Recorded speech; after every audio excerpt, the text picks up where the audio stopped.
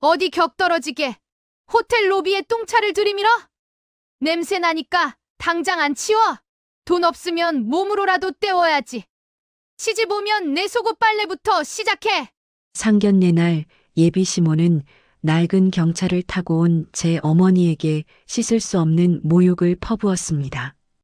낄낄거리는 예비 신랑과 비웃음 가득한 시모. 하지만 그들은 꿈에도 몰랐습니다. 자신들이 목숨처럼 여기는 강남 카페 건물의 진짜 주인이 바로 눈앞에 경차 타는 아줌마라는 사실을 말이죠. 자네, 내일부터 장사 접을 준비하게.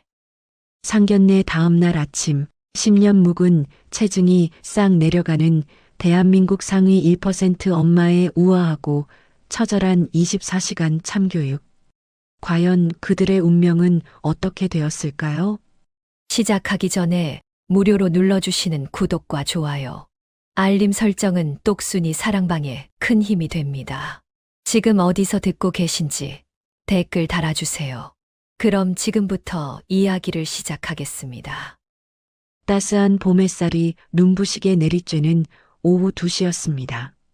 서울 시내 한복판, 하늘을 찌를 듯 솟아있는 최고급 호텔의 위용은 그 앞을 지나는 사람들을 주눅 들게 만들기에 충분했죠. 번쩍이는 유리창에 반사된 햇빛이 사방으로 흩어지며 호텔의 화려함을 뽐내고 있었습니다. 그런데 그 화려한 로비 진입로에 전혀 어울리지 않는 작고 낡은 자동차 한 대가 들어섰습니다. 색이 바래서 원래 무슨 색이었는지 가늠하기도 힘든 금색 경차였습니다. 차체 곳곳에는 긁힌 자국이 선명했고 엔진 소리는 거친 숨을 몰아쉬는 노인처럼 덜덜거렸습니다. 운전석에 앉은 한명숙이 조심스럽게 핸들을 꺾어 로비 입구 쪽으로 향했습니다. 그러자 입구를 지키고 있던 주차 요원들이 마치 더러운 것이라도 본 듯 인상을 찌푸리며 앞을 막아섰습니다. 주차 요원 중 한 명이 붉은색 경광봉을 허공에 휘두르며 소리쳤습니다. 아줌마, 여기로 들어오시면 안 됩니다. 뒤쪽으로 돌아가세요. 한명숙이 창문을 내리고 온화한 미소를 지으며 말했습니다. 예약된 식사가 있어서요. 주차 좀 부탁드리겠습니다. 하지만 주차 요원은 한명숙의 말을 듣는 둥 마는 둥 하며 손을 휘저었습니다. 그의 눈빛에는 명백한 무시가 담겨 있었죠. 지금 VIP 손님들 들어오시는 시간대라 이런 경차는 로비에 못 세웁니다. 물 흐리지 말고 저기 뒤편 공터 주차장으로 가세요. 얼른요. 한명숙이 잠시 곤란한 표정을 지으며 다시 입을 열려던 찰나였습니다. 뒤쪽에서 묵직하고 낮은 엔진 소리가 들려왔습니다. 햇빛을 받아 검은색 차체가 거울처럼 빛나는 최고급 대형 세단이었습니다. 그 차는 한명숙의 경차 뒤에 바짝 붙어 섰고 날카로운 경적을 길게 울렸습니다. 빵! 주차 요원들이 화들짝 놀라며 허리를 90도로 굽혔습니다. 검은 세단의 뒷좌석 문이 열리고 한눈에 봐도 값비싸 보이는 모피 코트를 걸친 중년 여성이 내렸습니다. 그녀의 손목과 목에는 굵은 보석이 주렁주렁 매달려 있었고 얼굴의 절반을 가린 짙은 선글라스가 위압감을 풍겼습니다. 바로 박민호의 어머니 최영자였습니다. 최영자가 코끝을 찡그리며 손부채질을 하듯 손을 휘저으며 말했습니다. 어머, 매연 냄새. 이게 무슨 똥차야? 호텔 물 관리 안 해요? 격 떨어지게 이런 고물차가 정문을 틀어막고 있으면 어떡해? 최영자의 앙칼진 목소리가 로비에 쩌렁쩌렁 울렸습니다. 주차 요원 중 책임자급으로 보이는 직원이 땀을 뻘뻘 흘리며 최영자에게 달려가 고개를 조아리며 대답했습니다. 죄송합니다, 사모님. 금방 치우겠습니다. 저희가 잠시 한눈 파는 사이에 최영자가 지갑에서 10,000원짜리 지폐 몇 장을 꺼내 직원에게 툭 던지며 말했습니다. 팁 줄 테니까 내 차에 흠집 안 나게 잘 모셔요. 그리고 저 고물차는 당장 눈앞에서 치워버려요. 쳐다만 봐도 재수 없으니까. 그때 조수석 문이 열리고 말끔한 정장 차림의 박민호가 내렸습니다. 그는 앞차의 운전석에 앉아 있는 사람이 누구인지 확인하고는 흠칫 놀라 굳어버렸습니다. 박민호가 당황한 기색을 감추지 못하고 더듬거리며 말했습니다. 어머니, 저 차. 최영자가 선글라스를 살짝 내리며 박민호가 가리키는 곳을 쳐다보았습니다. 운전석에 앉아있던 한명숙과 눈이 마주친 최영자의 입가에 비릿한 조소가 번졌습니다. 최영자가 어이없다는 듯 헛웃음을 터뜨리며 말했습니다. 세상에, 설마 사돈 되실 분이야? 저런 고물상을 끌고 여기까지 온 거야? 정말 수준 안 맞아서 원. 한명숙은 차 안에서 그 모든 모욕적인 언사를 듣고 있었지만 표정 하나 변하지 않았습니다. 그저 조용히 핸들을 잡은 손에 힘을 줄 뿐이었죠. 박민호는 예비 장모인 한명숙에게 다가와 인사할 생각도 하지 못한 채 주변 사람들의 시선이 부끄러운 듯 얼굴을 붉혔습니다. 박민호가 최영자의 팔을 잡아 끌며 재촉하듯 말했습니다. 어머니, 사람들 봐요. 일단 들어가시죠. 지은이가 기다리겠어요. 최영자가 박민호의 손을 뿌리치지 않고 거만하게 고개를 쳐들며 말했습니다. 그래, 들어가자. 여기서 이러고 있다간 내 옷에 싼티 묻겠다. 예, 너도 얼른 들어와라. 두 사람이 도망치듯 호텔 회전문을 통과해 사라지자 한명숙은 깊은 한숨을 내쉬었습니다. 주차 요원들은 여전히 한명숙을 벌레 보듯 쳐다보고 있었죠. 한명숙은 더 이상 그들과 실랑이하지 않기로 마음먹었습니다. 그녀는 익숙한 손놀림으로 기어를 넣고 차를 돌려 호텔 건물 뒤편 햇빛도 잘 들지 않는 구석진 야외 주차장으로 향했습니다. 주차장은 울퉁불퉁한 바닥에 먼지가 가득했습니다. 한명숙은 좁은 구석에 차를 세우고 시동을 껐습니다. 엔진이 꺼지는 소리가 유난히 처량하게 들렸습니다. 그녀는 뒷좌석에 놓인 낡은 보자기를 집어들었습니다. 그 안에는 오늘을 위해 정성스럽게 준비한 선물이 들어 있었죠. 보자기를 품에 안은 한명숙이 차에서 내려 옷매무새를 다듬었습니다. 빛바랜 개량 한복이었지만 그녀가 입으니 묘한 기품이 흘렀습니다. 하지만 사람들은 겉모습만 볼 뿐 그 내면의 기품을 알아보지 못했습니다. 한명숙이 먼 길을 돌아 로비에 들어서자 기다리고 있던 딸 김지은이 한달음에 달려왔습니다. 김지은의 눈가는 이미 붉게 충혈되어 있었습니다. 창밖으로 어머니가 당하는 수모를 모두 지켜본 모양이었습니다. 김지은이 떨리는 손으로 한명숙의 옷깃을 여며주며 울먹이는 목소리로 말했습니다. 엄마, 왜 저런 취급을 받고 가만히 있어? 내가 나가서 따지려고 했는데 민호 씨가 못 나가게 해서. 한명숙이 김지은의 손을 따뜻하게 감싸쥐며 부드럽게 말했습니다. 지은아, 괜찮다. 오늘처럼 좋은 날 얼굴 붉히면 쓰니? 엄마는 아무렇지 않아. 네가 예쁘게 웃어야 엄마도 기분이 좋지. 김지은이 속상함을 감추지 못하고 발을 동동 구르며 말했습니다. 그래도 이건 아니잖아. 호텔 직원들도 그렇고 어머니도 너무하셔. 어떻게 사람 면전에 대고 그런 말씀을 하셔? 한명숙이 김지은의 어깨를 토닥이며 달래듯 말했습니다. 사람은 겪어봐야 아는 법이야. 나중에 다 알게 될 거다. 어서 올라가자. 어르신들 기다리시겠다. 두 모녀가 엘리베이터 쪽으로 발걸음을 옮길 때였습니다. 로비 한편에서 직원들에게 지시를 내리던 중후한 인상의 남자가 한명숙을 발견했습니다. 그는 이 호텔의 총지배인이었습니다. 총지배인의 눈이 휘둥그레지더니 하던 말을 멈추고 급하게 한명숙 쪽으로 달려오려 했습니다. 총지배인이 허리를 숙이며 다급하게 입을 열려 했습니다. 아니, 회장님. 그 순간 한명숙이 걸음을 멈추지 않은 채 총지배인을 향해 고개를 돌렸습니다. 그녀는 검지손가락을 조용히 입술에 갖다 대며 쉿하는 신용을 했습니다. 그리고는 눈짓으로 가만히 있으라는 신호를 보냈죠. 그 짧은 눈빛 교환 속에 담긴 위험은 대단했습니다. 총지배인은 마치 얼어붙은 듯 그 자리에 멈춰서서 깊이 고개를 숙여 예를 표하는 것으로 인사를 대신했습니다. 김지은은 엄마를 챙기느라 그 장면을 보지 못했습니다. 엘리베이터에 오른 김지은은 분이 풀리지 않는지 핸드폰을 꺼내 박민호에게 전화를 걸었습니다. 김지은이 수화기를 귀에 대고 날카롭게 말했습니다. 민호 씨, 지금 어디야? 아까 로비에서 엄마한테 인사도 안 하고 그냥 가는 게 어디 있어? 수화기 너머로 들려오는 박민호의 목소리는 귀찮음이 잔뜩 묻어 있었습니다. 아, 지은아.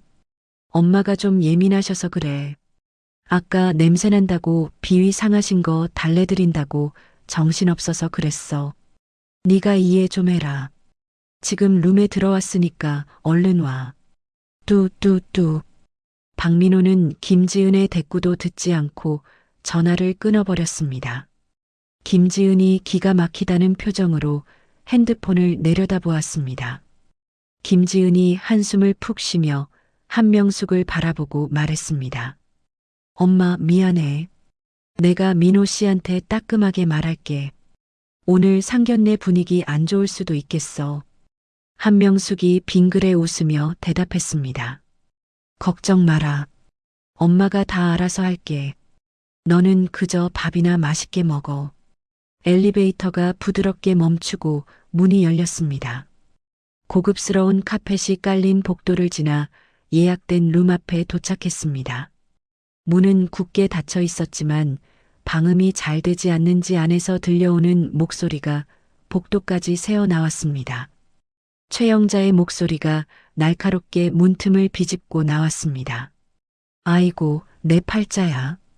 저런 거지 같은 사돈을 만나서 밥을 먹어야 한다니. 식욕이 싹 달아나네. 민호, 너 오늘 밥값 네가 내라. 내가 내기엔 돈이 아깝다. 박민호의 비굴한 웃음소리도 들려왔습니다. 에이, 어머니. 그래도 지은이는 착하잖아요.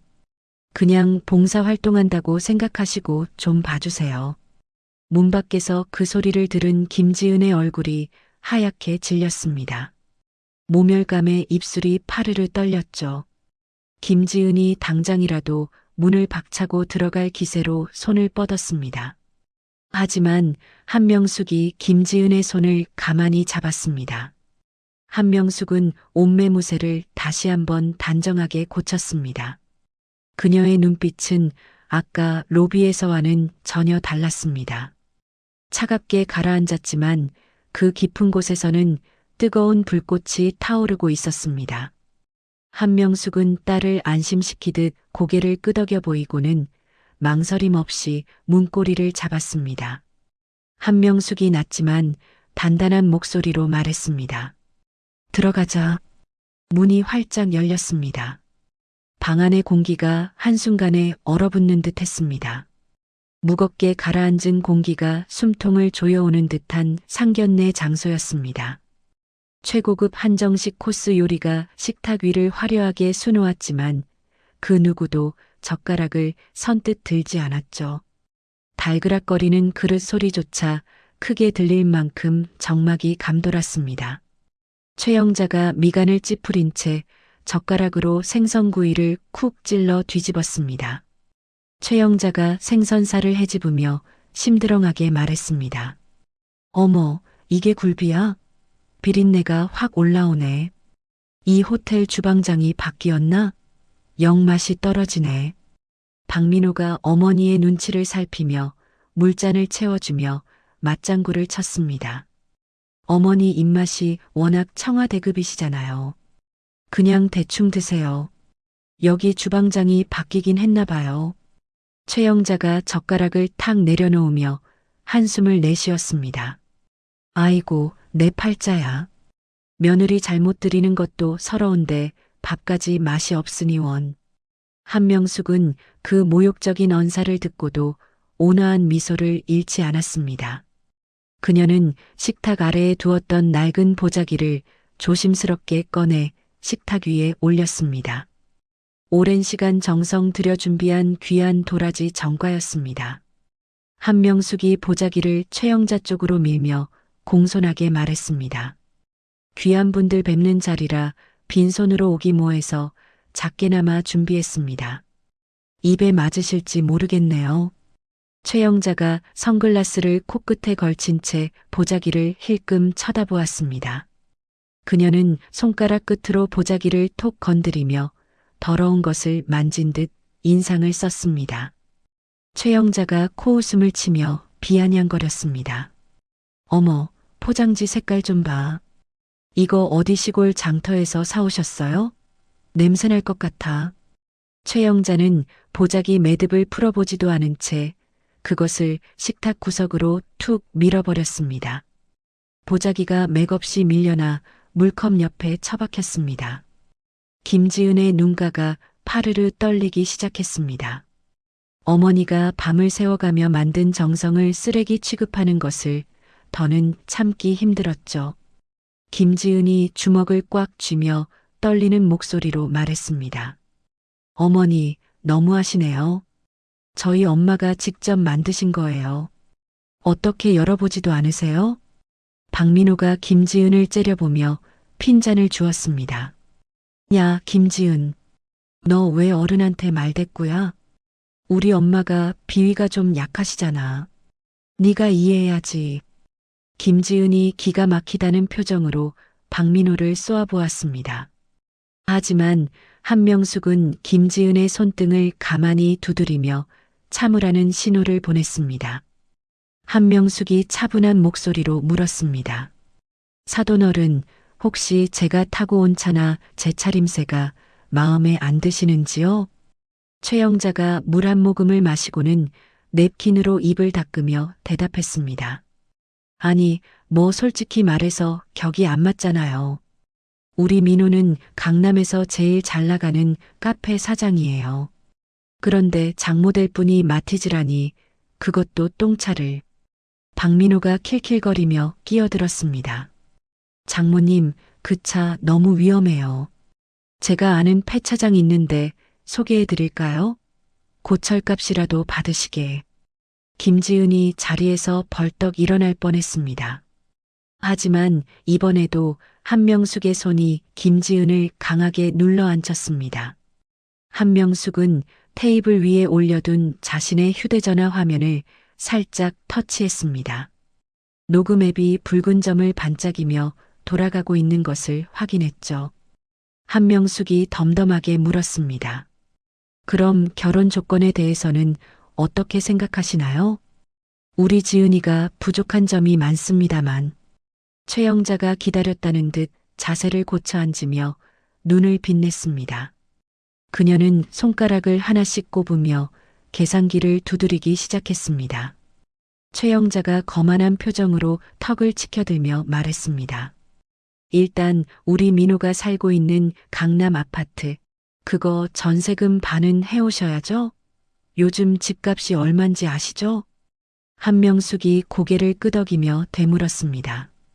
네, 그리고 또 필요한 게 있으신가요? 최영자가 만족스러운 듯 입꼬리를 올리며 말을 이었습니다. 예단비는 현금으로 5억 준비하세요. 우리 민호 차도 바꿀 때 됐으니 수입차 한 대 뽑아주시고요.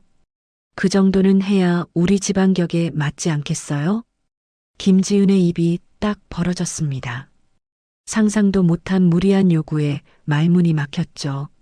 하지만 최영자의 폭언은 거기서 멈추지 않았습니다. 최영자가 김지은을 위아래로 훑어보며 비웃듯 말했습니다. 그리고 너 시집 오면 회사 그만둬라.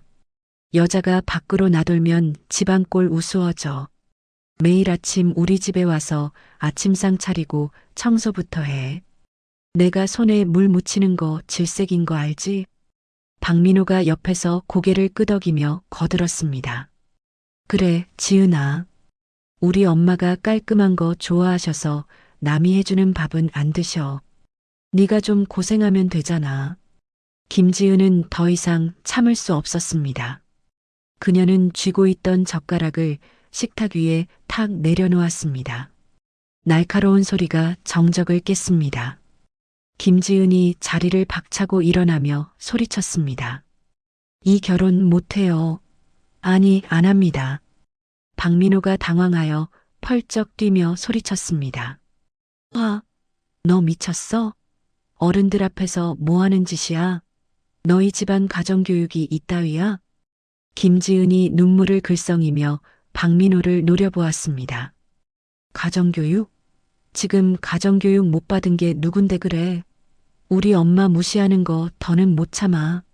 최영자가 기가 막히다는 듯 혀를 차며 말했습니다. 어머, 얘 눈 뒤집히는 거 봐라. 내가 이럴 줄 알았어. 근본 없는 집안이랑 엮이는 게 아니었는데. 아수라장이 된 식탁 분위기 속에서도 한명숙은 흔들리지 않았습니다. 그녀는 천천히 자리에서 일어났습니다. 그 모습이 어찌나 침착하고 위험 있는지 소란스럽던 최영자와 박민호마저 순간 입을 다물었습니다. 한명숙이 서늘한 미소를 지으며 최영자를 똑바로 바라보았습니다. 사돈어른, 방금 하신 말씀들 전부 진심이시죠? 5억에 외제차에 우리 딸 식모살이까지. 최영자가 콧방귀를 뀌며 대꾸했습니다. 그럼 농담인 줄 알았어요? 돈 없으면 몸으로라도 때워야지. 어디 공짜로 시집 오려고. 한명숙이 고개를 천천히 끄덕였습니다. 알겠습니다. 아주 잘 알겠습니다. 그 말씀 뼈에 새겨듣죠. 한명숙은 휴대전화를 집어들고 녹음 종료 버튼을 눌렀습니다. 그리고는 지갑에서 카드를 한 장 꺼냈습니다. 일반적인 플라스틱 카드가 아니었습니다. 묵직한 무게감이 느껴지는 검은색 금속 카드. 바로 최상위 부유층만 소유한다는 블랙카드였습니다. 한명숙이 지나가던 지배인을 불러 카드를 건네며 말했습니다. 지배인님, 여기 계산해 주세요. 팁도 넉넉히 넣었으니 직원들끼리 나눠 가지시고요.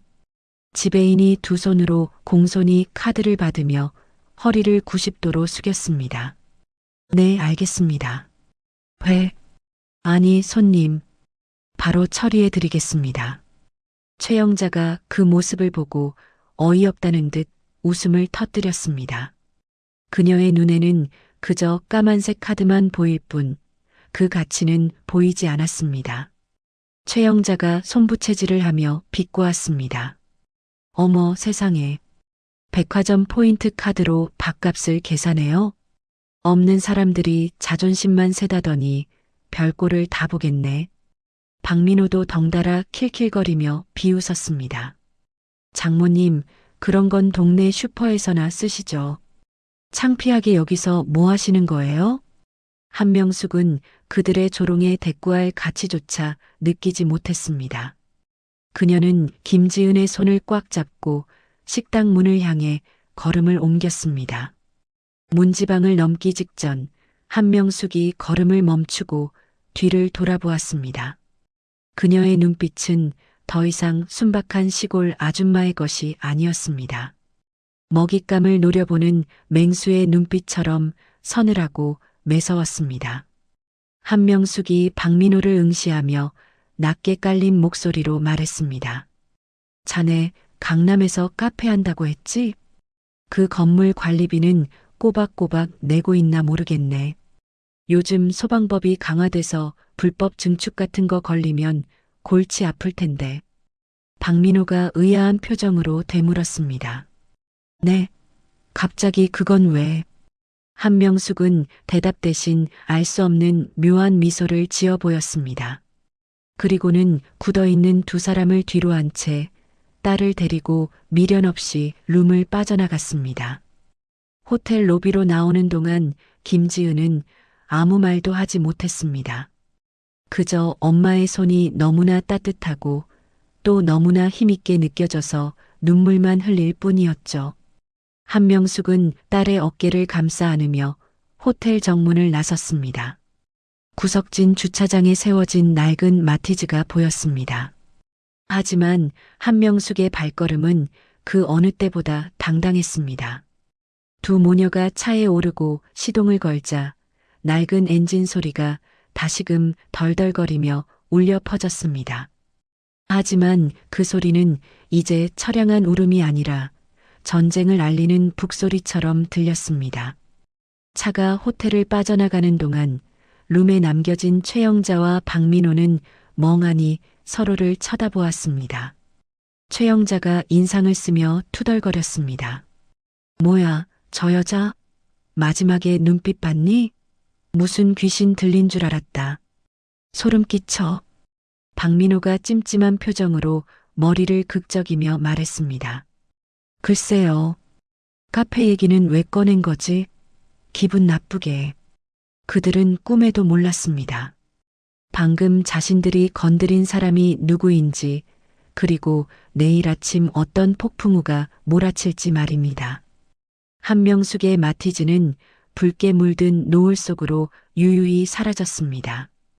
그 뒷모습은 폭풍 전야의 고요함처럼 무겁고도 비장했습니다. 다음 날 아침 9시였습니다. 강남 한복판에 위치한 박민호의 대형 카페는 아침부터 분주하게 돌아가고 있었습니다.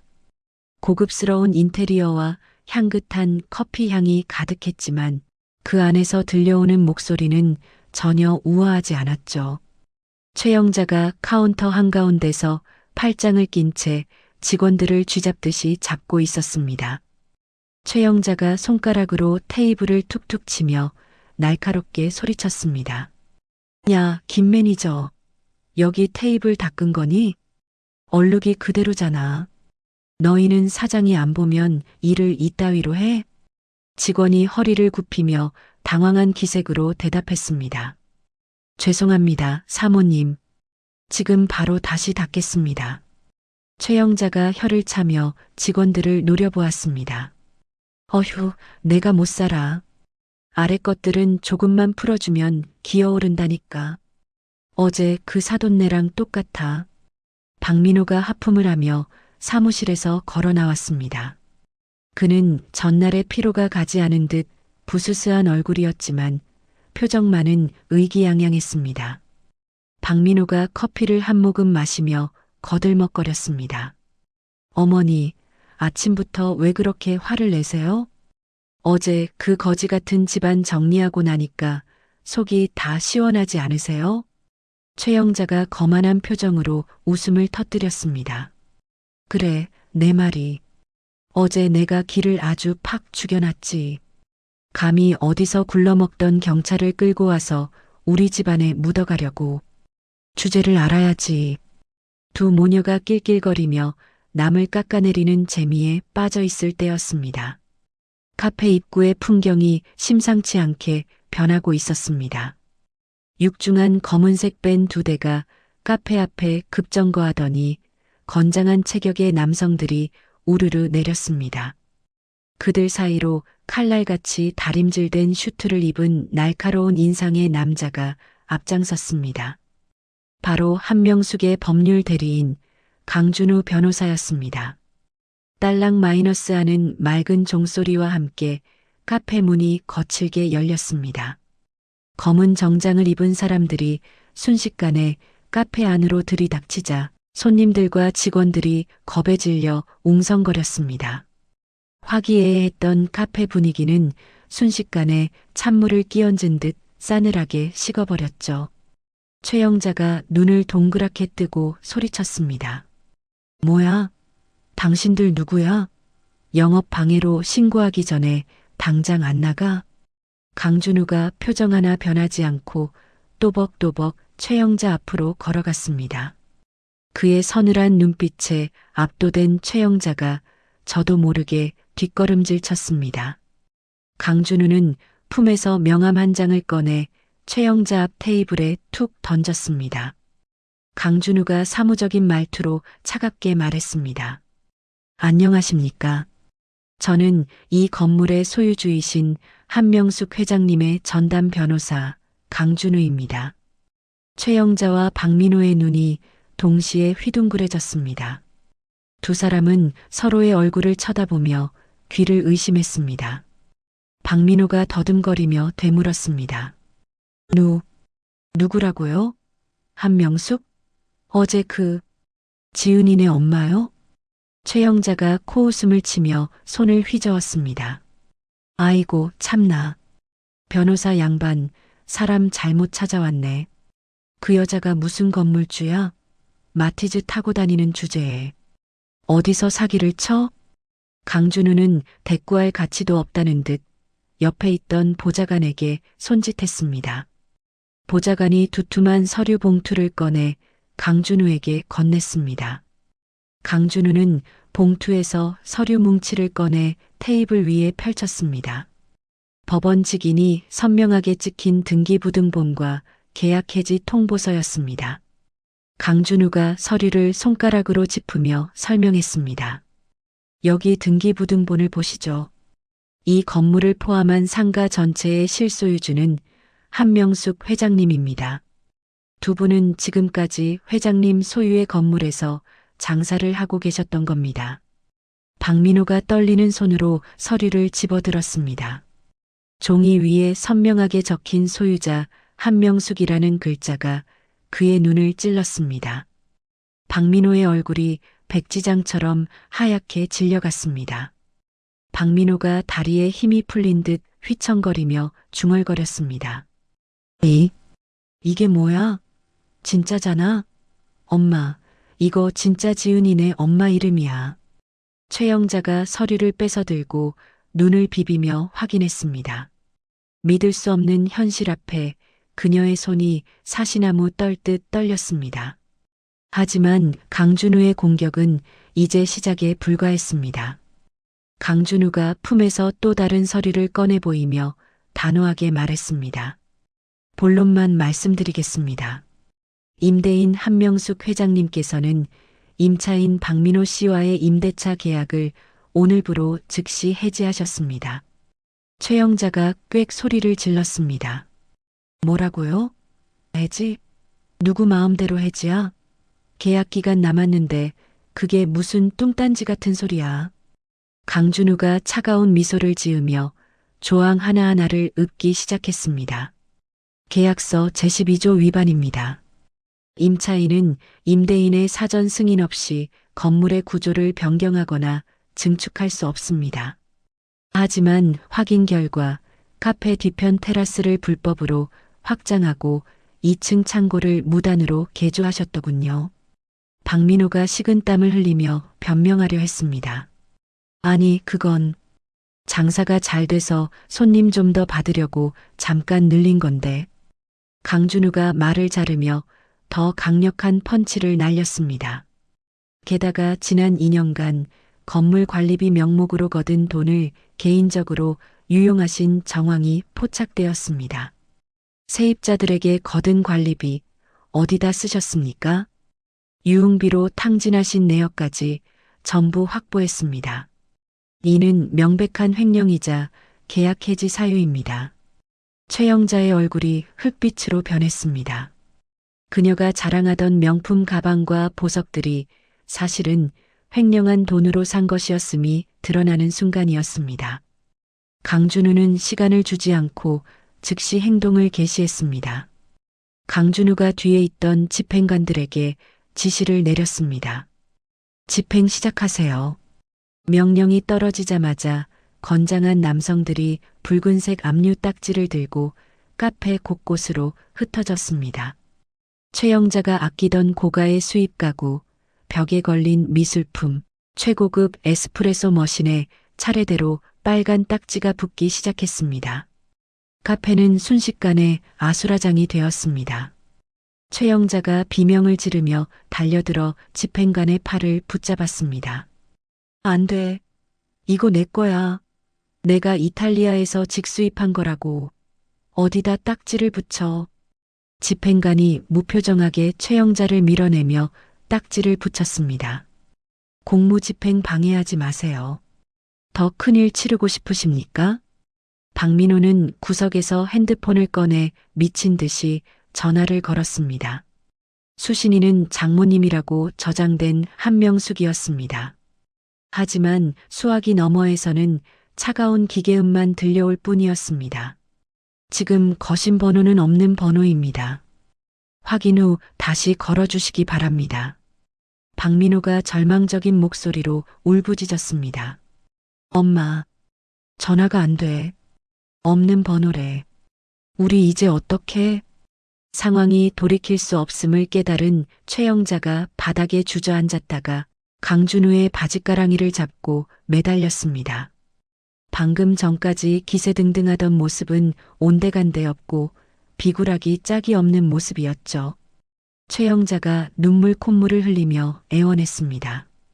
변호사 양반, 우리 좀 살려줘요. 사돈끼리 이러는 게 어디 있어? 내가 어제는 실언을 좀 했지만 다 우리 애들 잘 살라고 그런 거잖아. 제발 한 번만 봐줘요. 강준우가 혐오스럽다는 눈빛으로 자신의 바지를 잡은 최영자의 손을 내려다보았습니다. 그는 손을 쓰지도 않고 다리를 빼내며 매몰차게 말했습니다. 강준우가 싸늘하게 쏘아붙였습니다. 사돈이라뇨? 어제부로 파혼 통보하지 않으셨습니까? 법적으로 두 분은 회장님과 아무런 관계가 없는 남입니다. 그리고 회장님께서 전하라고 하신 말씀이 있습니다. 최영자와 박민호가 멍하니 고개를 들어 강준우를 바라보았습니다. 강준우가 또박또박 말을 이었습니다. 돈이 없으면 몸으로 때우라고 하셨죠? 이제 그 말 본인들이 실천하실 차례입니다. 불법 증축물 원상복구 비용, 밀린 관리비, 위약금까지 전부 배상하지 못하면 형사 고소까지 진행될 겁니다. 몸으로 때우시든 감옥에서 때우시든 알아서 하십시오. 강준우는 넋이 나간 두 사람을 뒤로하고 직원들을 향해 소리쳤습니다. 지금부터 이 사업장은 폐쇄합니다. 손님들 내보내고 셔터 내리세요. 직원들은 사장인 박민호의 눈치를 보는 대신 강준우의 기세에 눌려 손님들에게 양해를 구하며 내보내기 시작했습니다. 텅 빈 카페 안에는 붉은 딱지가 덕지덕지 붙은 집기들과 바닥에 주저앉은 두 모녀만이 덩그러니 남겨졌습니다. 카페에 화려했던 조명이 하나둘 꺼지기 시작했습니다. 강준우가 마지막으로 나가며 카페 문을 굳게 잠갔습니다. 통유리 너머로 쫓겨난 최영자와 박민호가 유리를 두드리며 소리치는 모습이 보였지만 소리는 차단되어 들리지 않았습니다. 그 비참한 광경을 지켜보는 시선이 하나 더 있었습니다. 카페 건너편 도로변에 정차된 최고급 검은색 세단이었습니다. 뒷좌석의 창문이 천천히, 아주 천천히 내려갔습니다. 그 안에는 어제와 달리 고급스러운 정장을 입고 우아하게 선글라스를 낀 한명숙이 앉아 있었습니다. 한명숙은 선글라스를 살짝 내리고 자신의 건물 앞에서 절규하고 있는 최영자와 박민호를 무표정하게 바라보았습니다. 분노도 동정도 느껴지지 않는 서늘한 눈빛이었습니다. 마치 벌레가 발버둥 치는 것을 보는 듯한 무심함이 그곳에 있었습니다. 박민호가 우연히 고개를 돌렸다가 한명숙과 눈이 마주쳤습니다. 박민호의 입이 떡 벌어지며 손가락으로 한명숙을 가리켰습니다. 엄마, 저기 지은이네 엄마. 최영자가 급히 고개를 돌렸지만 한명숙은 이미 창문을 올리고 있었습니다. 검은색 유리창이 닫히며 한명숙의 얼굴이 사라졌습니다. 그것은 두 사람에게 내려진 사형 선고와도 같았습니다. 한명숙의 차는 미끄러지듯 도로를 빠져나갔습니다.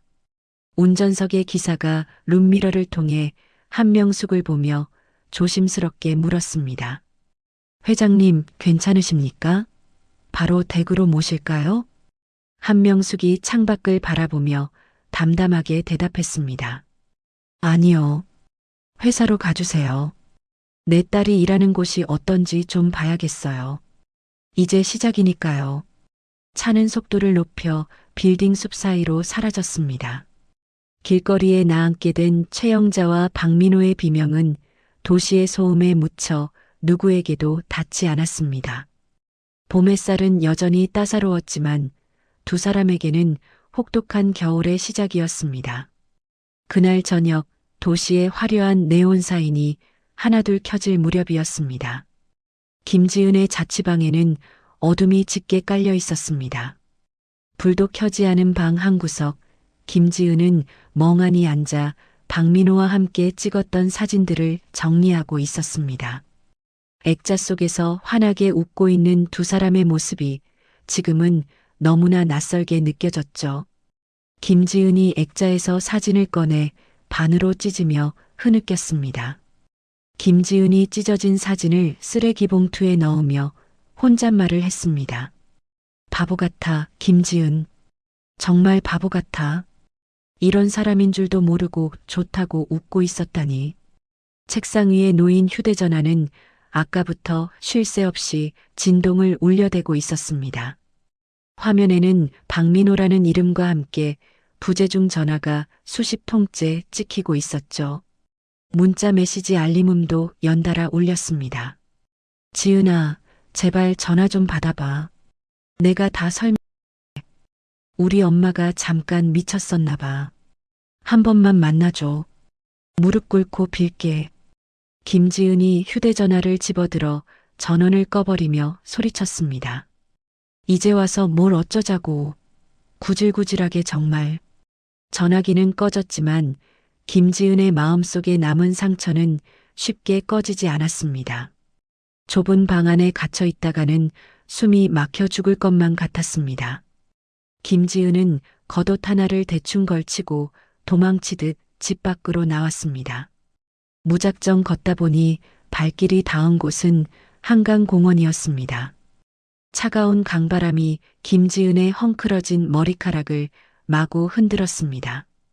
그녀는 강물이 훤히 내려다 보이는 벤치에 힘없이 주저앉았습니다. 검은 강물 위로 도시의 불빛이 일렁이는 모습이 마치 자신의 흔들리는 마음 같았죠. 김지은이 무릎에 얼굴을 묻으며 오열했습니다. 엄마한테 너무 미안해서 어떡해. 나 때문에 그런 수모를 당하시고. 그때였습니다. 조깅을 하던 한 남자가 김지은의 벤치 옆을 지나다가 멈칫했습니다.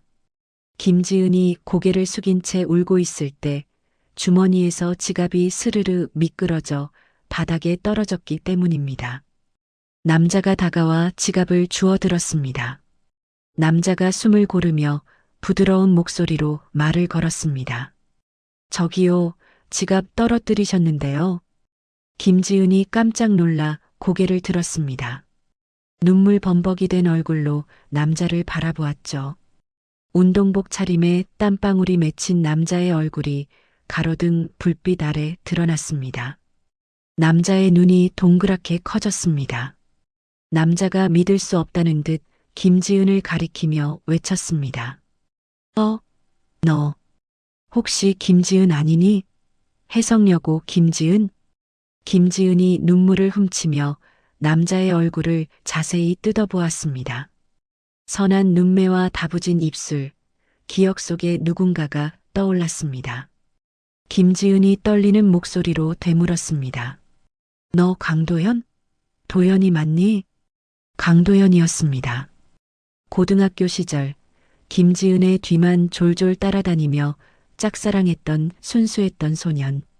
그 소년이 어느새 훤칠하고 듬직한 청년이 되어 눈앞에 서 있었습니다. 강도현이 반가움에 활짝 웃으려다 김지은의 퉁퉁 부은 눈을 보고는 표정을 굳혔습니다. 강도현이 걱정스러운 눈빛으로 물었습니다. 지은아, 무슨 일 있어? 왜 이렇게 울고 있어? 김지은은 차마 대답을 하지 못하고 고개를 돌렸습니다. 오랜만에 만난 동창에게 이런 비참한 꼴을 보이다니 쥐구멍에라도 숨고 싶었죠. 강도연은 김지은을 재촉하는 대신 잠시 망설이다가 자판기 쪽으로 뛰어갔습니다. 잠시 후 그는 따뜻한 캔커피 2개를 들고 돌아왔습니다. 강도연이 캔커피를 김지은의 손에 쥐어주며 옆자리에 앉았습니다. 일단 이거 마시면서 좀 진정해. 손이 얼음장이다. 김지은이 따뜻한 캔을 2손으로 감싸 쥐자 온기가 손끝을 타고 전해졌습니다. 그 온기가 꽁꽁 얼어붙었던 마음까지 녹이는 것 같았습니다. 강도연은 아무것도 묻지 않고 묵묵히 강물만 바라보았습니다. 그 침묵이 오히려 김지은에게는 위로가 되었습니다. 한참의 정적 끝에 김지은이 먼저 입을 열었습니다. 나 파혼했어. 바로 어제. 강도연이 놀란 기색을 감추고 조용히 고개를 끄덕였습니다. 그랬구나. 많이 힘들었겠다. 김지은이 쓴웃음을 지으며 말을 이었습니다. 정말 바보 같지? 남들은 다 아니라는데 나만 좋다고 매달렸어. 우리 엄마 가슴에 대못 박는 줄도 모르고. 그 집안이 돈 좀 있다고 유세 떨 때 내가 딱 잘라냈어야 했는데. 김지은은 본물 터지듯 속에 있던 이야기를 쏟아냈습니다. 상견례장에서 있었던 일, 엄마가 당한 무시, 박민호의 비겁한 태도까지. 강도연은 중간에 말을 끊지 않고 끝까지 들어주었습니다. 가끔 저런 나쁜 놈들, 네가 고생이 많았네라며 맞장구를 쳐줄 뿐이었죠. 모든 이야기를 털어놓고 나니 김지은의 속이 한결 후련해졌습니다. 강도연이 김지은 쪽으로 몸을 돌리며 진지한 표정으로 말했습니다.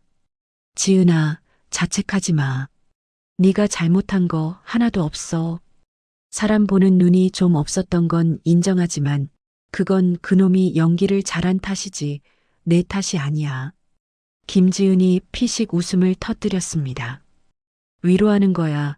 놀리는 거야? 강도연이 따라 웃으며 김지은의 눈을 똑바로 바라보았습니다. 진심이야. 넌 고등학교 때부터 똑똑하고 당찼잖아. 지금도 충분히 멋져. 그런 놈 때문에 내 가치를 깎아내리지 마. 원래 똥차가 가고 나면 벤츠가 온다는 말도 있잖아. 김지은이 강도연의 말에 고개를 끄덕였습니다. 그래, 내 말이 맞아. 액땜했다고 생각해야지. 엄마를 위해서라도 내가 더 보란듯이 잘 살 거야. 강도연이 주머니에서 휴대전화를 꺼내 내밀었습니다. 자, 번호 찍어. 동창회도 안 나와서 연락할 길 없었는데 이렇게 만난 것도 인연이다. 앞으로 힘들 때 혼자 끙끙 앓지 말고 연락해. 술 친구는 해줄 수 있으니까. 김지은이 망설임 없이 자신의 번호를 입력했습니다. 강도연은 자신이 잘 나가는 IT 기업의 대표라는 사실은 굳이 밝히지 않았습니다. 지금 김지은에게 필요한 건 성공한 CEO가 아니라 편안한 친구라는 걸 알았기 때문이죠. 강도연이 자리에서 일어나며 손을 내밀었습니다. 일어나자. 밤 공기 차다. 데려다 줄게. 김지은은 강도연의 손을 잡지 않고 스스로 씩씩하게 일어났습니다. 하지만 그 마음만은 충분히 고마웠습니다. 고마워, 도연아. 덕분에 기분이 좀 나아졌어. 조심히 가. 나 혼자 갈 수 있어. 강도연이 아쉬운 표정으로 물러서며 손을 흔들었습니다. 그래, 들어가서 푹 자고. 내일은 더 좋은 일이 생길 거야. 연락할게. 강도연의 뒷모습이 멀어질 때까지 바라보던 김지은은 집으로 향하는 발걸음을 재촉했습니다. 걷는 동안 휴대전화를 켜고 엄마에게 전화를 걸었습니다. 신호음이 몇 번 울리기도 전에 한명숙이 전화를 받았습니다. 한명숙의 따뜻한 목소리가 들려왔습니다. 우리 딸 어디니? 밥은 먹었어? 김지은이 코끝이 찡해져서 대답했습니다. 응, 엄마. 나 산책 좀 하고 들어가는 길이야. 엄마, 미안해. 그리고 정말 고마워. 한명숙이 웃으며 대답했습니다. 미안하긴 뭐가 미안해. 엄마가 다 해결하고 있으니까 넌 아무 걱정하지 마. 우리 지은이는 엄마의 자부심이야. 알지? 이제부터 꽃길만 걷게 해줄게. 김지은이 눈물을 닦으며 힘주어 말했습니다. 응, 엄마. 나 이제 진짜 정신 차렸어. 회사 일도 더 열심히 하고 엄마한테 부끄럽지 않은 딸 될게. 다음 날 아침이 밝았습니다. 김지은은 평소보다 1시간 일찍 일어났습니다. 거울 앞에 선 그녀의 모습은 어제와 확연히 달랐습니다. 푸석했던 얼굴에는 생기가 돌았고 눈빛은 결연했습니다. 그녀는 옷장에서 가장 아끼는 짙은 네이비색 정장을 꺼내 입었습니다. 딱 떨어지는 재킷과 하이힐, 그리고 단정하게 묶은 머리까지 완벽한 커리어 우먼의 모습이었죠. 김지은이 현관을 나서며 구두 굽소리를 경쾌하게 울렸습니다. 좋아, 다시 시작하는 거야. 회사에 도착한 김지은은 자리에 앉자마자 서류 뭉치를 꺼냈습니다. 그동안 박민호와의 결혼 준비 때문에 미뤄두었던 해외 마케팅 프로젝트 기획안이었습니다. 밤새 머릿속으로 구상했던 아이디어들을 거침없이 써내려갔습니다. 점심시간이 되기 전 김지은은 완성된 기획안을 들고 본부장실로 향했습니다. 본부장에게 기획안을 제출하고 나오는 김지은의 발걸음은 날아갈 듯 가벼웠습니다. 동료들이 점심을 먹으러 가자며 불렀지만 김지은은 로비에 있는 카페에서 커피를 사오겠다며 먼저 내려갔습니다. 엘리베이터 문이 1층 로비에서 열리는 순간이었습니다. 로비 한가운데 헝클어진 머리에 며칠은 못 씻은 듯한 몰골의 남자가 서성이고 있었습니다. 박민호였습니다. 그는 초조한 듯 손톱을 물어뜯으며 입구를 지키고 있다가 김지은을 발견하고 달려들었습니다. 박민호가 김지은의 팔목을 거칠게 낚아채며 소리쳤습니다. 지은아, 너 왜 전화 안 받아? 내가 여기서 얼마나 기다렸는지 알아? 김지은이 기겁하며 팔을 뿌리치려 했지만 남자의 악력을 당해낼 수 없었습니다. 주변을 지나던 직원들이 놀라서 쳐다보았지만 박민호는 아랑곳하지 않았습니다. 김지은이 낮게 으르렁거렸습니다. 이거나 여기서 소란 피우지 말고 당장 나가. 경찰 부르기 전에. 박민호가 김지은에게 매달리며 애원했습니다. 경찰? 야, 우리가 남이야? 제발 엄마한테 말 좀 잘해줘. 우리 카페 다 망하게 생겼어. 너희 엄마가 진짜 건물주라며? 네가 말만 잘하면 봐주실 거 아니야. 김지은이 기가 차다는 듯 헛웃음을 터뜨렸습니다. 지금 그게 할 소리니? 우리 엄마 무시할 땐 언제고 이제 와서 봐달라고? 꿈깨. 박민호가 표정을 싹 바꾸며 험악하게 위협했습니다. 이게 진짜 좋게 말하니까. 너 나랑 결혼하기로 했잖아. 위약금 물어내기 싫으면 당장 엄마한테 전화해. 박민호가 김지은의 팔을 으스러져라 꽉 쥐자 김지은이 고통에 비명을 질렀습니다. 아, 아파. 놓으라고. 그때였습니다. 누군가의 크고 단단한 손이 박민호의 손목을 낚아챘습니다. 우직근 소리가 날 정도로 강력한 힘이었습니다. 박민호가 비명을 지르며 김지은의 팔을 놓았습니다. 아, 뭐야, 너 누구야? 김지은을 보호하듯 앞을 막아서는 넓은 등판이 보였습니다. 말끔한 슈트 차림에 서늘한 눈빛을 한 남자, 강도연이었습니다. 강도연은 업무 협차 이 회사에 방문했다가 우연히 이 광경을 목격한 것이었습니다. 강도연이 박민호의 손목을 비틀며 낮고 위압적인 목소리로 말했습니다. 그 더러운 손, 당장 치워. 여자한테 손 찍어마는 게 내 놈이 말하는 사랑이냐? 박민호가 강도연의 기세에 눌려 뒷걸음질 쳤습니다. 너, 너는 또 뭐야? 남의 연애사에 왜 끼어들어? 강도연이 피식 웃으며 박민호를 벌레 보듯 쳐다보았습니다. 연애사? 내가 보기엔 스토킹 범죄 현장 같은데.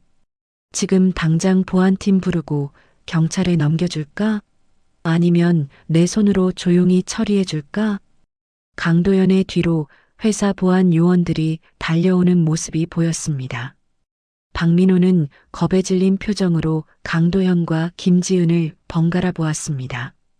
강도연이 김지은을 돌아보며 다정하게 물었습니다.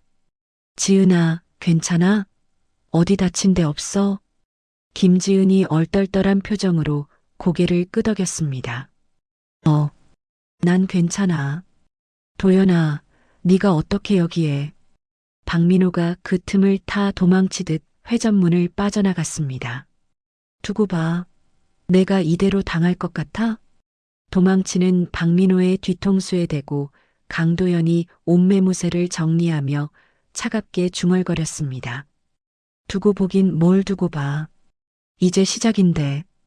김지은은 멍하니 강도연을 바라보았습니다.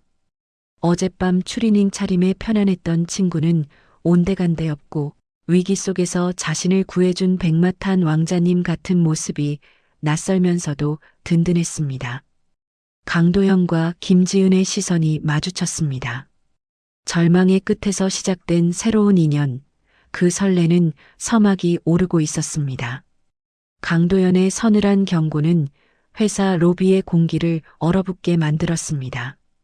박민호는 강도연의 기세에 눌려 숨소리조차 제대로 내지 못했습니다. 그는 쥐구멍이라도 찾고 싶은 심정으로 뒷걸음질을 쳤습니다. 주변에 모여든 사람들이 수군거리며 박민호를 향해 손가락질을 했습니다. 강도연이 박민호의 코앞까지 다가가 낮게 으르렁거렸습니다. 한 번만 더 지은이 앞에 나타나면 그땐 법이 아니라 내 주먹이 먼저 나갈 거야. 알아들었어? 박민호가 비굴하게 고개를 끄덕이며 더듬거렸습니다. 아, 알았어. 간다가. 남의 회사에서 왜 이래? 박민호는 도망치듯 회전문을 밀고 밖으로 뛰쳐나갔습니다. 그 뒷모습이 어찌나 초라한지 지켜보던 김지은조차 헛웃음이 나올 지경이었습니다. 강도연은 박민호가 완전히 사라진 것을 확인하고 나서야 굳었던 표정을 풀었습니다. 그는 옷매무새를 가다듬고 김지은을 향해 부드럽게 미소 지었습니다. 강도연이 걱정스러운 눈빛으로 물었습니다. 놀랐지? 저런 놈은 초장에 확실하게 밟아놔야 다시는 얼씬도 못해. 괜찮아? 김지은이 안도의 한숨을 내쉬며 고개를 끄덕였습니다. 응, 내 덕분에 살았어. 혼자였으면 정말 막막했을 거야. 고마워, 도연아. 강도연이 김지은의 어깨를 가볍게 토닥이며 말했습니다. 친구끼리 뭘. 이제 일하러 가봐. 나도 미팅 있어서 가봐야겠다. 저녁에 통화하자. 김지은은 든든한 지원군을 얻은 기분으로 사무실로 복귀했습니다. 그 시각 한명숙은 자신의 집무실에서 또 다른 전쟁을 치르고 있었습니다. 그녀의 책상 위에는 박민호 집안의 탈세 정황이 담긴 서류들이 수북하게 쌓여 있었죠. 한명숙은 전화기를 들고 국세청 담당자에게 차분하지만 단호한 어조로 제보를 이어갔습니다. 한명숙이 서류를 한 장씩 넘기며 또박또박 말했습니다. 네, 맞습니다. 강남구 소재 카페 루체와 그 모친 최영자 씨의 차명 계좌 내역입니다. 지난 5년간 소득 신고 누락분이 상당할 겁니다. 철저하게 조사 부탁드립니다. 전화를 끄는 한명숙은 곧바로 주거래 은행 지점장에게 전화를 걸었습니다. 그녀의 목소리에는 한치의 망설임도 없었습니다. 한명숙이 냉정하게 지시했습니다. 지점장님, 저 한명숙입니다. 박민호 씨 명의로 된 대출건들 만기 연장 절대 불가입니다. 규정대로 즉시 회수 절차 밟아주세요. 한명숙의 전화 한 통으로 박민호 집안의 자금줄은 순식간에 차단되었습니다. 그날 오후 최영자는 강남의 한 명품 중고 매입처를 찾았습니다. 그녀의 양손에는 아끼던 명품 가방과 보석함이 들려 있었습니다. 생활비는커녕 당장 밀린 월세를 내기도 벅찬 상황이 되자 눈물을 머금고 팔러 온 것이었죠. 최영자가 가방을 카운터에 내려놓으며 콧대 높게 말했습니다. 이거 알죠? 국내에 5개밖에 안 들어온 한정판이에요. 내가 이거 살 때 얼마나 공을 들였는데 값 좀 잘 쳐줘요. 매입 직원이 흰 장갑을 끼고 가방을 이리저리 살펴보더니 시큰둥한 표정을 지었습니다. 그는 계산기를 두드리며 터무니없이 낮은 금액을 제시했습니다. 직원이 계산기를 최영자 쪽으로 밀며 건조하게 말했습니다. 사모님, 요즘 이거 시세가 많이 떨어졌어요. 그리고 여기 밑부분에 스크래치도 있네요. 이 가격 아니면 매입 어렵습니다. 최영자가 눈을 부릅뜨며 소리쳤습니다. 뭐라고요? 아니, 내가 이걸 얼마 주고 샀는데 도둑놈들 아니야? 야, 안 팔아. 딴 데 갈 거야. 직원이 어깨를 으쓱하며 대꾸했습니다. 그러세요. 어차피 다른 데 가셔도 이 가격 못 받으실걸요? 급전 필요해 보이시는데 그냥 파시죠. 최영자는 분해서 손을 부들부들 떨었지만 결국 체념한 듯 고개를 떨구었습니다. 당장 카드값 막을 돈조차 없었기 때문입니다. 그녀는 헐값에 넘긴 돈을 쥐고 매장을 나오며 땅을 치고 통곡하고 싶었습니다. 반면 김지은에게는 인생 최고의 순간이 찾아왔습니다. 며칠 후 회사 대강당에서는 전사 직원이 모인 가운데 승진 발령식이 열렸습니다. 단상 위에 오른 김지은의 이름이 호명되자 우레와 같은 박수가 쏟아졌습니다. 그녀가 기획한 해외 마케팅 프로젝트가 대성공을 거두어 창사 이래 최연소 팀장으로 승진한 것이었습니다. 사장이 직접 김지은에게 임명장을 수여하며 격려했습니다. 김 팀장, 이번 프로젝트 정말 훌륭했어. 우리 회사의 미래가 자네 손에 달렸네. 앞으로도 잘 부탁해. 김지은이 상기된 얼굴로 씩씩하게 대답했습니다. 감사합니다, 사장님. 실망시켜드리지 않도록 최선을 다하겠습니다. 꽃다발을 하나를 안고 내려오는 김지은의 얼굴에는 자신감이 넘쳐 흘렀습니다. 퇴근길 회사 앞에는 검은색 세단이 대기하고 있었습니다. 한명숙이 뒷좌석 창문을 내리고 환하게 웃으며 손을 흔들었습니다. 한명숙이 차 문을 열어주며 반갑게 맞이했습니다. 우리 딸 승진 축하해. 오늘 엄마가 거하게 쏠 테니까 어서 타. 김지은이 차에 오르며 행복한 표정으로 말했습니다. 엄마, 나 진짜 꿈만 같아. 팀장이라니. 다 엄마 덕분이야. 차가 도착한 곳은 바로 그 호텔이었습니다. 상견례 날 모욕을 당했던 그 한정식 집이었죠. 하지만 이번에는 상황이 완전히 달랐습니다. 입구에 들어서자마자 총지배인이 달려나와 90도로 허리를 굽혀 인사했습니다. 총지배인이 공손하게 안내하며 말했습니다. 회장님 오셨습니까? 따님 승진 정말 축하드립니다. 전망 제일 좋은 VIP 룸으로 준비했습니다. 직원들이 일사불란하게 움직이며 두 모녀를 에스코트했습니다. 김지은은 달라진 대우에 어리둥절하면서도 당당하게 걷는 엄마의 뒷모습을 보며 묘한 쾌감을 느꼈습니다. 가장 비싼 코스 요리가 상다리가 부러지게 차려졌습니다. 한명숙은 와인 잔을 들고 김지은과 건배를 했습니다. 한명숙이 따뜻한 눈빛으로 김지은을 바라보며 말했습니다. 지은아, 그동안 엄마가 너무 꽁꽁 숨기고 살았지? 네가 혹시라도 돈맛을 알고 나태해질까봐 걱정했었어. 그런데 이제 보니 엄마 걱정이 기우였구나. 한명숙은 가방에서 통장 하나를 꺼내 김지은에게 건넸습니다. 김지은이 통장을 열어보더니 입을 다물지 못했습니다.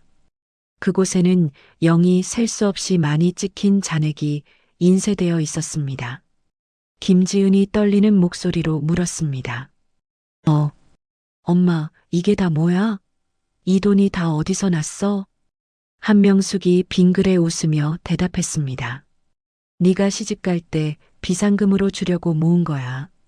그런데 이제 시집갈 때 쓰는 게 아니라 네가 내 인생 멋지게 사는데 써라. 집을 사든 차를 사든 아니면 여행을 가든 내 맘대로 해. 김지은이 눈물이 그렁그렁해서 한명숙의 손을 잡았습니다. 엄마, 나 진짜 열심히 살게. 엄마한테 부끄럽지 않게 이 돈보다 더 가치 있는 사람 될게. 두 모녀가 행복한 웃음꽃을 피우는 사이 도시의 반대편 낡은 빌라촌에는 어둠이 내려앉았습니다. 보증금 1,000만 원에 월세 50만 원짜리 좁은 방. 최영자와 박민호가 짐짝처럼 구겨져 앉아 컵라면을 먹고 있었습니다.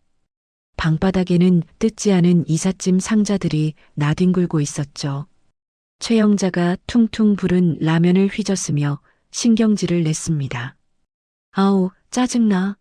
내가 왜 이 나이에 이런 돼지우리 같은 데서 라면이나 처먹고 있어야 해? 이게 다 그 여우 같은 년 때문이야. 박민호가 국물을 마시며 힘없이 대꾸했습니다. 엄마, 그만 좀 해. 내일 일자리라도 알아봐야지 이러고 있으면 돈이 나와? 그때 켜두었던 TV 뉴스에서 낯익은 얼굴이 나왔습니다. 화면 하단에는 화제의 기업인 마이너스 초고속 승진 신화, 김지은 팀장이라는 자막이 흘러가고 있었습니다. 인터뷰를 하는 김지은은 세련된 정장을 입고 자신감 넘치는 표정으로 말하고 있었습니다. TV 속 김지은이 환하게 웃으며 말했습니다. 이번 프로젝트의 성공 비결은 진정성이라고 생각합니다. 겉만 화려한 포장보다는 본질에 집중했던 것이. 최영자가 먹던 젓가락을 TV 화면을 향해 집어던졌습니다. 라면 국물이 화면을 타고 주르륵 흘러내렸습니다. 최영자가 악에 받쳐 비명을 질렀습니다. 저 앙큼한 것 좀 봐.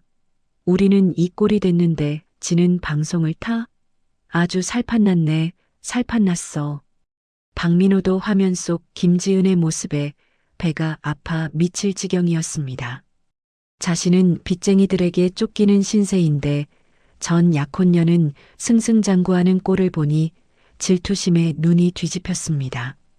박민호가 주먹으로 바닥을 치며 소리쳤습니다. 와, 진짜 돌아버리겠네. 제가 저렇게 잘 나가면 우리는 뭐가 돼?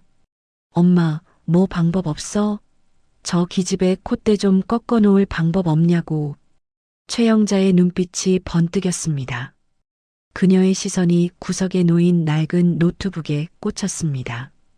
도끼가 서린 입가에 비열한 미소가 번졌습니다.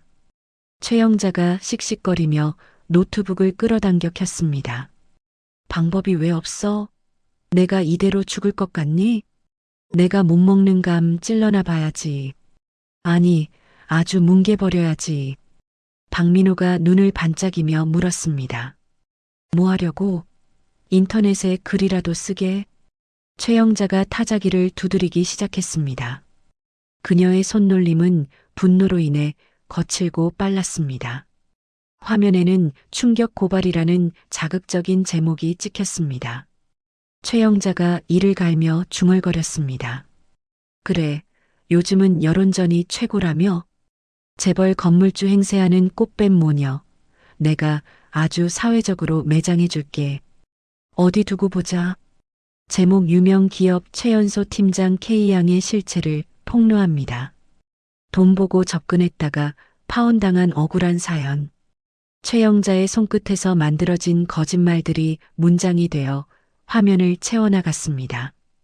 그 글이 불러올 파장은 생각하지도 않은 채 두 모녀는 낄낄거리며 악마의 시나리오를 완성해 가고 있었습니다. 행복의 절정에 있는 김지은에게 다가오는 검은 그림자. 아직 그녀는 이 끔찍한 음모를 전혀 알지 못한 채 엄마와 함께 축배를 들고 있었습니다. 다음 날 아침 8시 서울의 하늘은 잿빛 구름으로 뒤덮여 있었습니다. 김지은은 여느 때와 다름없이 말끔한 정장 차림으로 회사 로비에 들어서려 했습니다. 어제 승진의 기쁨이 아직 가시지 않아 발걸음은 가벼웠고 입가에는 옅은 미소가 걸려 있었죠. 하지만 그 미소는 회사 정문에 다다르기도 전에 산산이 조각나고 말았습니다. 평소라면 출근하는 직장인들로 분주해야 할 회사 앞이 웬일인지 소란스러웠습니다. 머리에 붉은 띠를 두른 낯선 사람들이 정문을 가로막고 피켓 시위를 벌이고 있었기 때문입니다. 그들이 들고 있는 피켓에 적힌 문구는 충격적이었습니다. 재벌 건물주 행세하는 꽃뱀 모녀, 내 아들 인생 돌려내라. 돈 보고 접근해서 혼수 5억 뜯어내려다 실패하자 파혼 통보. 갑질 마녀 김지은 팀장은 즉각 사퇴하라. 김지은은 자신의 눈을 의심하며 그 자리에 얼어붙었습니다. 심장이 쿵하고 내려앉는 듯한 기분에 숨이 턱 막혀왔습니다.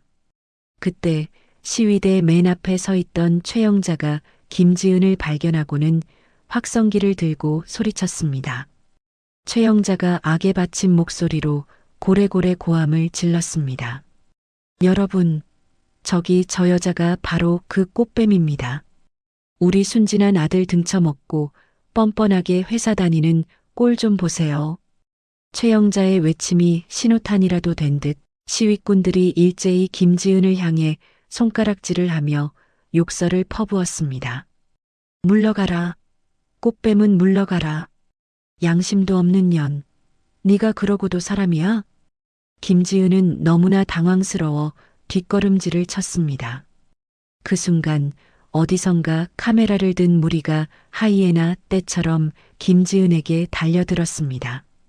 조회수의 목숨 건 일명 사이버 레카 유튜버들이었습니다.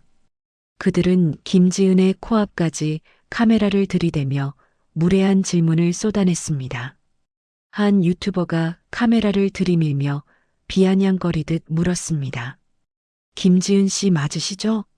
전 약혼자분께 혼수 5억 요구하신 거 사실입니까? 건물주 행세하면서 갑질하셨다는데 한 말씀 해주시죠.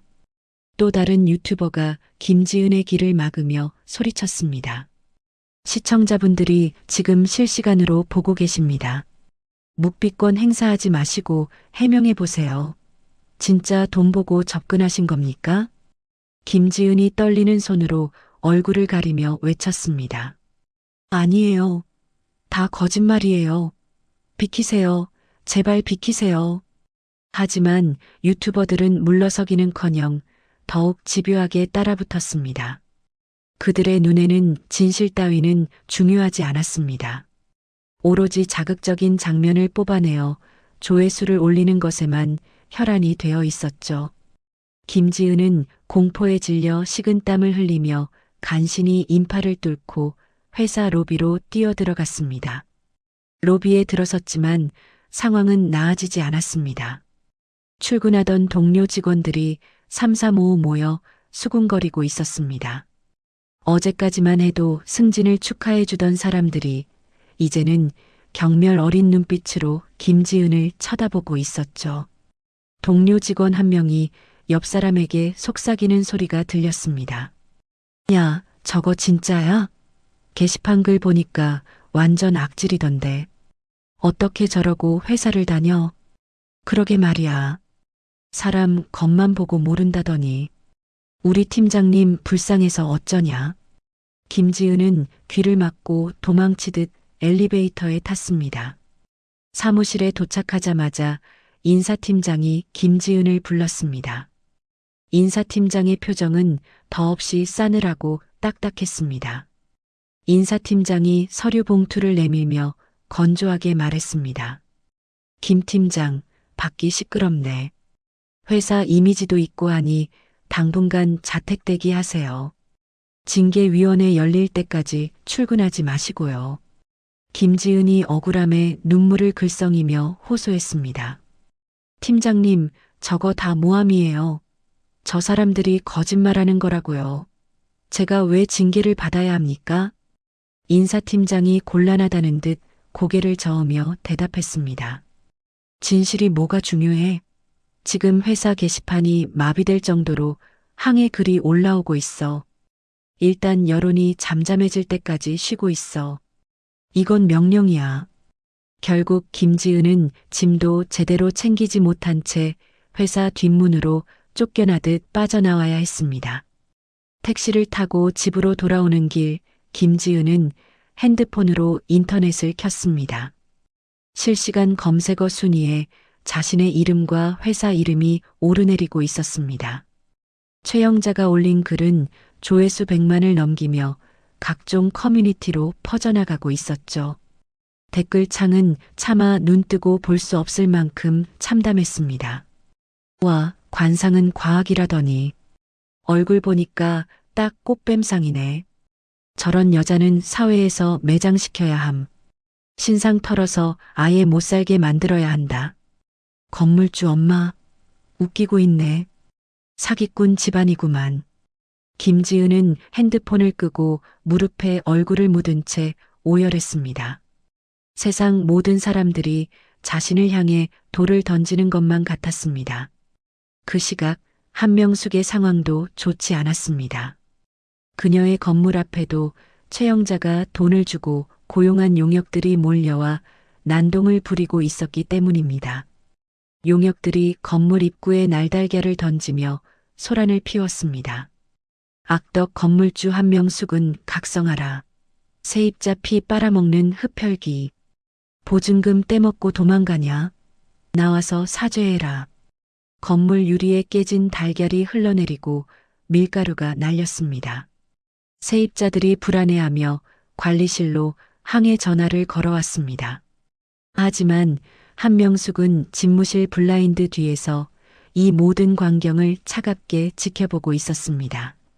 그녀의 옆에는 강준우 변호사가 태블릿 PC로 상황을 모니터링하고 있었죠.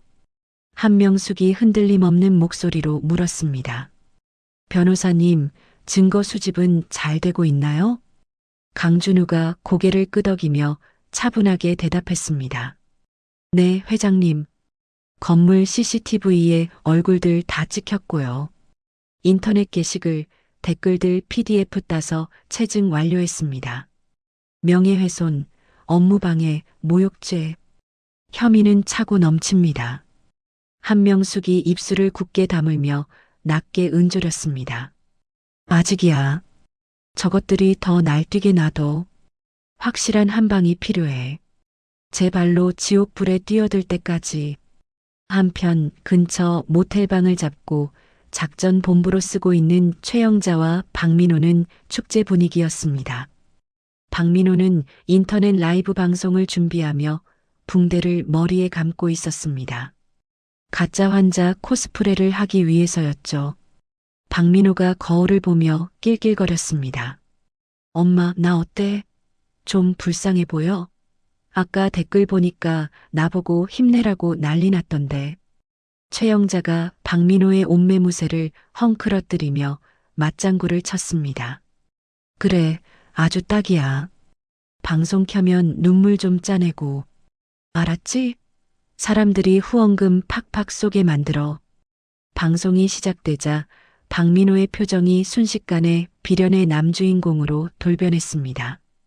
그는 카메라를 향해 깊은 한숨을 내쉬며 연기를 시작했습니다. 박민호가 울먹이는 목소리로 카메라에 호소했습니다. 여러분, 정말 감사합니다. 제가 너무 힘들어서 나쁜 생각까지 했었는데 여러분 응원 덕분에 버티고 있습니다. 그 여자가 제 전 재산을 가져가고도 모자라서 저를 스토커로 몰더라고요. 채팅창에는 박민호를 응원하는 글과 후원금이 빗발쳤습니다. 힘내세요. 저희가 지켜드릴게요. 진짜 나쁜 년이네. 오빠 울지 마세요. 유유. 후원금 10만 원 쏩니다. 맛있는 거 드세요. 돈이 들어오는 알림 소리에 최영자는 입이 귀에 걸려 춤이라도 출 기세였습니다. 그들은 자신들이 여론을 완전히 장악했다고 믿었습니다. 자신감이 하늘을 찌른 두 사람은 이제 마지막 승부수를 던지기로 했습니다. 최영자가 박민호에게 눈짓하며 비열하게 속삭였습니다. 민호야, 이제 때가 됐다. 걔 지금 멘탈 다 나갔을 거야. 이럴 때 확 찔러야 돈이 나오지. 박민호가 고개를 끄덕이며 핸드폰을 집어들었습니다. 그리고 김지은에게 보낼 문자를 작성하기 시작했습니다. 그 내용은 단순한 협박을 넘어선 범죄에 가까운 것이었습니다. 집안에 틀어박혀 공포에 떨고 있던 김지은의 핸드폰이 진동했습니다. 김지은은 화들짝 놀라며 핸드폰을 확인했습니다. 발신자는 박민호였습니다. 지은아, 상황 봤지? 지금 네가 살 길은 하나뿐이야. 합의금으로 현금 10억 준비해. 그러면 내가 엄마 말려서 시위도 끝내고 글도 다 지워줄게. 만약 경찰에 신고하거나 딴 수작 부리면 너랑 내 엄마 사회에서 영영 매장시켜버릴 거야. 내일 정오까지 답장 줘. 문자를 읽은 김지은의 손이 사시나무 떨듯 떨렸습니다. 10억이라니. 그들은 애초에 사과나 복귀를 원한 게 아니었습니다. 그저 돈을 뜯어내기 위해 자신과 엄마를 벼랑 끝으로 몰아넣은 것이었죠. 김지은이 덜덜 떨리는 목소리로 중얼거렸습니다. 어떻게 사람이 이래? 정말 악마들이야.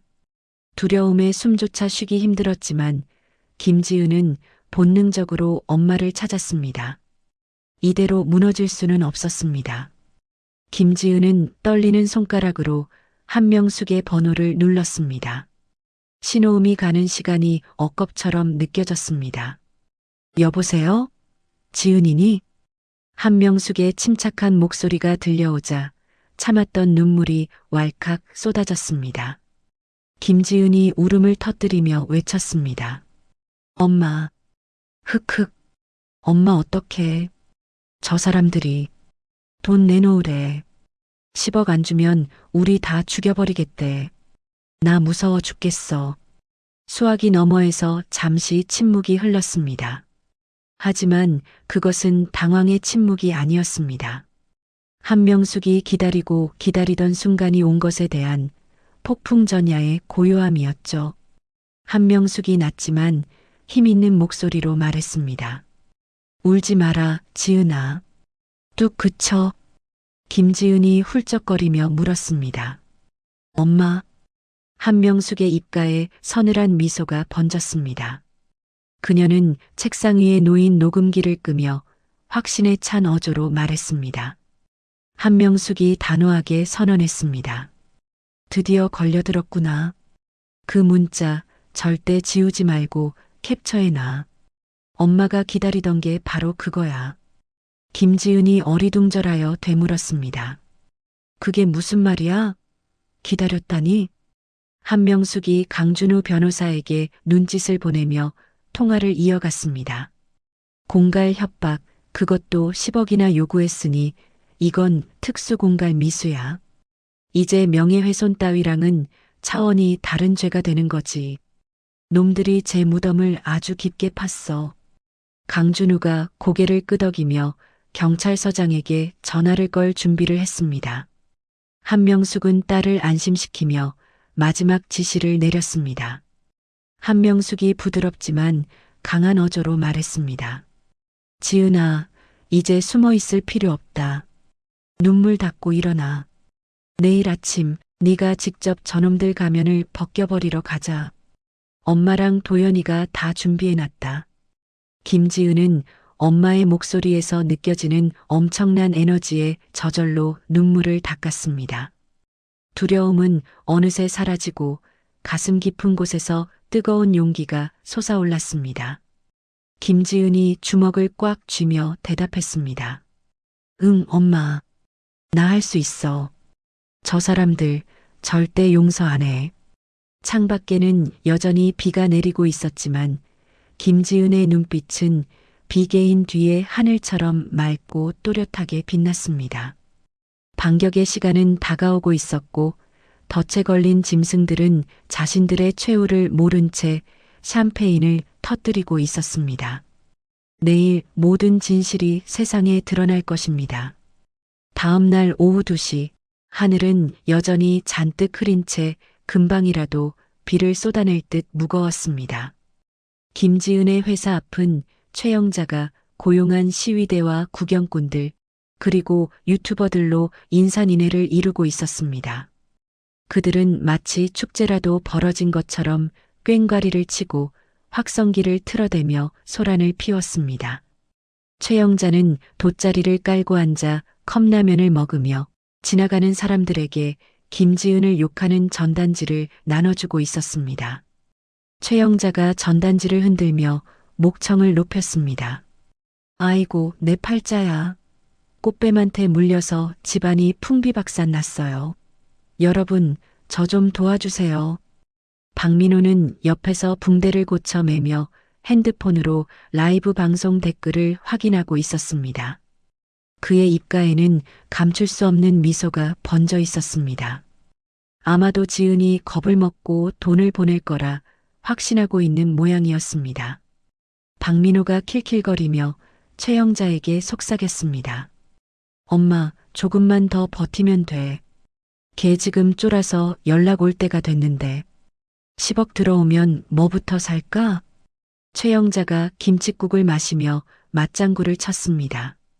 일단 강남 아파트부터 다시 구해야지. 그리고 내 명품 가방들 다시 다 사올 거야. 아우, 생각만 해도 신나네.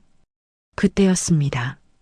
군중들 사이로 웅성거리는 소리가 파도처럼 밀려오기 시작했습니다. 도로 한복판에 대형 트럭 한 대가 멈춰서더니 트럭 짐칸에 설치된 거대한 LED 스크린이 서서히 올라갔기 때문입니다. 트럭 옆으로는 검은색 밴 여러 대가 동시에 도착했습니다. 밴의 문이 열리고 수십 명의 경호원들이 내려 길을 만들었습니다. 그리고 그 길 끝에서 김지은이 모습을 드러냈습니다. 그녀는 더 이상 숨어서 우는 나약한 피해자가 아니었습니다. 순백의 정장을 입고 당당하게 고개를 든 그녀의 모습은 마치 전장에 나가는 장수와도 같았습니다. 그녀의 양옆에는 한명숙과 강도연이 든든하게 호위하고 있었습니다. 최영자가 먹던 컵라면을 내려놓고 벌떡 일어났습니다. 어머, 쟤 미쳤나 봐. 여기가 어디라고 기어나와? 아, 김지은, 돈 가져왔어? 박민호도 카메라를 김지은 쪽으로 돌리며 소리쳤습니다. 여러분, 저기 뻔뻔한 꽃뱀이 나타났습니다. 저 얼굴 좀 보세요. 반성의 기미가 하나도 없잖아요. 유튜버들이 벌떼처럼 김지은에게 달려들었지만 경호원들이 단단한 벽을 만들어 접근을 막았습니다. 김지은은 시위대 한가운데 설치된 간이 무대 위로 올라갔습니다. 수많은 카메라 플래시가 터지고 사람들의 시선이 김지은의 입에 집중되었습니다. 김지은이 마이크를 잡고 또렷한 목소리로 말했습니다. 안녕하십니까? 김지은입니다. 저는 오늘 이 자리에서 저와 저희 어머니를 향한 추악한 거짓말들의 가면을 벗기려 합니다. 최영자가 콧방귀를 뀌며 소리 질렀습니다. 거짓말은 네가 하고 있겠지. 어디서 피해자 코스프레야? 돈 내놓으라니까 헛소리하고 있어. 김지은은 최영자의 야유에도 눈 하나 깜짝하지 않았습니다. 그녀는 뒤에 있는 대형 스크린을 손으로 가리켰습니다. 저들이 저를 꽃뱀이라고 매도하며 제가 혼수 5억을 요구했다고 주장했죠? 자, 여기 그날의 진실이 있습니다. 강도연이 신호를 보내자 대형 스크린이 환하게 켜졌습니다. 화면에는 영상은 없었지만 날짜와 시간이 찍힌 녹음 파일 재생 화면이 떴습니다. 스피커를 통해 잡음 하나 없는 깨끗한 음성이 광장에 울려 퍼지기 시작했습니다. 녹음 내용. 일단 우리 민호가 살고 있는 강남 아파트. 그거 전세금 반은 해오셔야죠? 예단비는 현금으로 5억 준비하세요. 우리 민호 차도 바꿀 때 됐으니. 돈이 없으면 몸으로 때워야지. 시집 오면 매일 아침 우리 집에 와서 아침상 차리고 청소부터 해라. 최영자의 목소리였습니다. 토씨 하나 틀리지 않고 생생하게 녹음된 그날의 막말들이 수백 명의 군중과 수만 명의 라이브 시청자들의 귀에 꽂혔습니다. 시끄럽던 광장이 순식간에 찬물을 끼얹은 듯 조용해졌습니다. 사람들의 웅성거림이 시작되었습니다. 뭐야? 저거 저 아줌마 목소리 아니야? 와, 대박. 5억을 요구한 게 며느리가 아니라 시어머니였어? 몸으로 때우라니 저게 사람이야? 최영자의 얼굴이 사색이 되어 파르르 떨렸습니다. 그녀는 당황하여 허공에 삿대질을 해댔습니다. 저거 조작이야. 요즘 AI로 목소리 다 만든다잖아. 저거 가짜라고. 하지만 김지은의 반격은 멈추지 않았습니다. 스크린 화면이 바뀌더니 이번에는 복잡한 표와 그래프들이 나타났습니다. 강도연이 마이크를 이어받아 설명을 시작했습니다. 그의 목소리는 차분했지만 내용은 폭탄과도 같았습니다. 강도연이 레이저 포인터로 화면을 가리키며 말했습니다. 이것은 박민호 씨가 운영하던 카페의 자금 흐름도입니다. 건물 관리비 명목으로 세입자들에게 거둔 돈이 박민호 씨 개인 유흥비와 도박 자금으로 흘러들어간 내역입니다. 화면에는 박민호가 강남 클럽에서 수천만 원을 결제한 영수증과 불법 도박 사이트 입금 내역이 적나라하게 공개되었습니다. 군중들 사이에서 야유가 터져나오기 시작했습니다. 저런 쓰레기가 피해자 행세를 했어? 내 아들 인생 돌려내라더니 지 아들은 도박꾼이었네. 박민호가 얼굴을 감싸쥐며 주저앉았습니다. 라이브 방송 채팅창은 욕설로 도배가 되기 시작했습니다. 꽃뱀은 너네들이었네. 와, 진짜 소름 돋는다. 연기 대상 줘야겠네. 후원금 환불해주세요. 사기꾼들아. 강도연은 멈추지 않고 다음 화면을 띄웠습니다. 그리고 여기 최영자 씨가 공장 공금을 횡령하여 명품 가방과 보석을 구입한 장부입니다. 심지어 지금 이 시위를 위해 사채를 끌어다 쓴 내역과 댓글 조작 업체에 입금한 내역까지 전부 확보했습니다. 화면에 뜬 댓글 조작 의뢰서와 입금 내역을 보자 사람들은 경악을 금치 못했습니다. 자신들이 믿고 동조했던 여론이 전부 돈으로 만들어진 가짜였다는 사실에 배신감을 느낀 군중들은 분노했습니다. 누군가가 최영자를 향해 마시던 물병을 집어던졌습니다. 이 사기꾼 아줌마야. 어디서 거짓말을 해? 물병이 최영자의 발치에 떨어져 튀었습니다.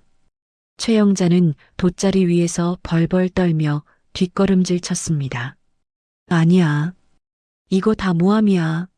우리 민호는 잘못 없어. 마지막으로 김지은이 다시 마이크를 잡았습니다. 그녀의 눈빛은 그 어느 때보다 매서웠습니다. 그리고 결정적인 증거가 하나 더 있습니다. 어제 저녁 박민호 씨가 저에게 보낸 문자입니다. 스크린에 박민호가 보낸 협박 문자가 대문짝만하게 띄워졌습니다. 합의금으로 현금 10억 준비해. 안 그러면 너랑 내 엄마 사회에서 영영 매장시켜버릴 거야. 그 문자를 본 순간 군중들의 분노는 정점에 달했습니다. 이건 단순한 다툼이 아니라 명백한 범죄였습니다. 여기저기서 구속해라. 쓰레기들. 이라는 고함이 터져나왔습니다. 박민호가 미친 사람처럼 소리 지르며 무대 쪽으로 달려들었습니다. 꺼줘. 저거 당장 꺼. 아니라고. 저건 그냥 홧김에 보낸 거라고. 그가 무대 위로 기어 올라와 스크린을 부수려 할 때였습니다. 대기하고 있던 경찰 사이렌 소리가 요란하게 울려 퍼졌습니다. 경찰차 여러 대가 시위 현장을 에워싸고 제복을 입은 경찰관들이 들이닥쳤습니다. 경찰 팀장이 박민호의 팔을 뒤로 꺾어 제압하며 미란다 원칙을 고지했습니다. 박민호 씨, 당신을 특수공갈 미수, 정보통신망법 위반, 업무방해 및 횡령 혐의로 긴급 체포합니다. 변호사를 선임할 수 있고 박민호가 바닥에 얼굴이 눌린 채 발버둥 쳤습니다. 이거 내가 뭘 잘못했는데. 나 피해자야. 제니가 나한테 사기친 거라고. 다른 경찰관들은 도망치려던 최영자를 붙잡았습니다.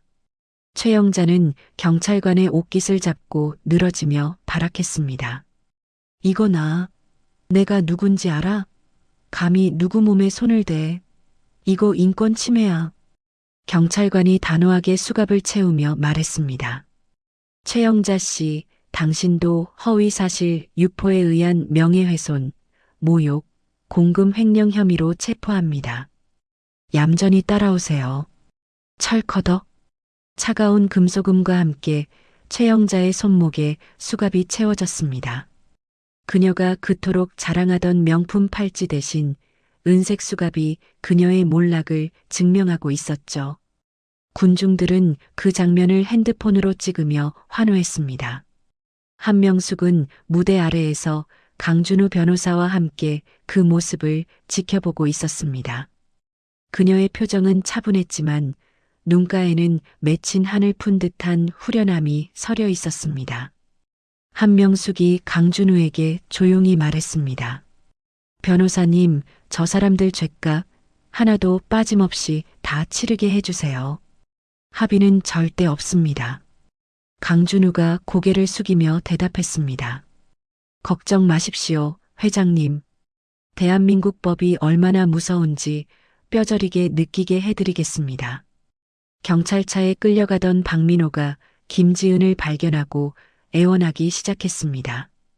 그의 태도는 방금 전까지 난동을 부리던 것과는 180도 달라져 있었습니다. 박민호가 눈물 콧물을 흘리며 소리쳤습니다. 지은아, 나 좀 살려줘. 내가 잘못했어. 우리 사랑했잖아. 응. 한 번만 봐줘. 엄마가 시켜서 그런 거야. 김지은은 무대 위에서 그 모습을 싸늘하게 내려다보았습니다. 그녀의 눈에 더 이상의 미련이나 동정은 없었습니다. 김지은은 마이크를 끄고 돌아섰습니다. 김지은이 강도연을 바라보며 담담하게 말했습니다. 가자, 도연아. 더 볼 것도 없네. 강도연이 김지은의 어깨를 감싸며 고개를 끄덕였습니다. 그래. 고생했어. 이제 다 끝났어. 경찰차가 요란한 사이렌 소리를 내며 최영자와 박민호를 태우고 사라졌습니다. 시위꾼들과 유튜버들도 썰물처럼 빠져나갔습니다. 텅 빈 광장에는 찢어진 전단지와 쓰레기들만이 뒹굴고 있었습니다. 하지만 그 쓰레기들 사이로 구름 사이를 뚫고 나온 한 줄기 햇살이 비치기 시작했습니다. 한명숙이 김지은에게 다가와 따뜻하게 안아주었습니다. 우리 딸 정말 장하다. 무서웠을 텐데 잘했어. 김지은이 엄마의 품에 얼굴을 묻으며 참았던 숨을 토해냈습니다. 엄마, 나 진짜 떨려 죽는 줄 알았어. 다리가 후들거려. 한명숙이 김지은의 등을 토닥이며 웃었습니다. 이제 두 다리 뻗고 자도 돼. 악몽은 끝났다. 강도연이 두 모녀를 바라보며 흐뭇한 미소를 지었습니다. 진실은 결국 승리했고 거짓은 스스로 판 무덤 속에 갇혀버렸습니다.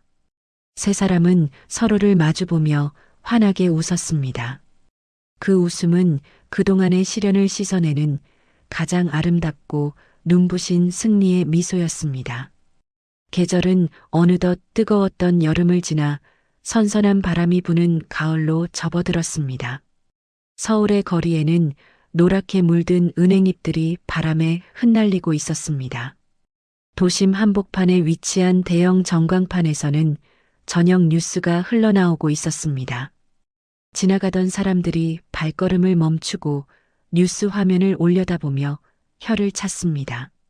아나운서의 차분한 목소리가 거리를 울렸습니다. 다음 뉴스입니다. 예비 며느리에게 거액의 혼수를 요구하고 허위 사실을 유포해 논란이 되었던 강남 카페 모자 사건의 판결이 오늘 나왔습니다. 화면에는 죄수복을 입고 고개를 푹 숙인 채 법원을 나오는 최영자와 박민호의 모습이 모자이크 처리되어 나왔습니다. 하지만 그들의 축 처진 어깨와 초라한 행색은 누가 봐도 그들이었죠. 아나운서가 판결 내용을 전했습니다. 법원은 피고인 최 씨와 박 씨에게 특수공갈 미수 및 명예훼손, 횡령 등의 혐의를 모두 인정하여 각각 징역 2년 6개월과 1년 6개월의 실형을 선고했습니다.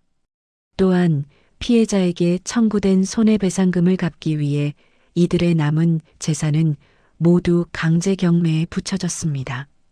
뉴스를 지켜보던 시민들 사이에서 웅성거림이 터져나왔습니다. 아이고, 결국 감옥 갔네. 꼴 좋다. 그러게 남의 눈에 눈물 내면 제 눈에는 피눈물 난다더니 옛말 틀린 거 하나 없다니까. 그 시각 한명숙은 자신의 집무실에서 TV 뉴스를 끄고 창밖을 바라보고 있었습니다. 그녀의 책상 위에는 법원으로부터 받은 판결문과 배상금 입금 내역서가 놓여 있었습니다. 한명숙은 씁쓸하면서도 후련한 표정으로 찻잔을 들었습니다. 똑똑. 노크 소리와 함께 강준우 변호사가 들어왔습니다. 그의 손에는 두툼한 기부 증서가 들려 있었습니다. 강준우가 서류를 내밀며 정중하게 말했습니다. 회장님, 지시하신 대로 배상금 전액과 회장님 사재를 합친 10억 원 미혼모 자립지원재단에 기부 처리 완료했습니다. 여기 기부 증서입니다. 한명숙이 빙그레 웃으며 고개를 끄덕였습니다. 수고했어요, 변호사님. 더러운 돈은 좋은 곳에 써서 씻어내야죠. 그 돈이 힘든 엄마들에게 작은 희망이라도 되었으면 좋겠네요. 강준우가 존경심을 담아 말했습니다. 회장님의 뜻 분명 잘 전달될 겁니다. 언론에서도 노블레스 오블리주의 모범 사례라며 인터뷰 요청이 쇄도하고 있습니다. 한명숙이 손사래를 치며 웃었습니다. 어휴, 인터뷰는 무슨. 나는 이제 조용히 내 인생 즐기러 갈 겁니다. 남은 일 처리는 변호사님이 알아서 잘 부탁해요. 한편 김지은의 회사 분위기도 몰라보게 달라져 있었습니다.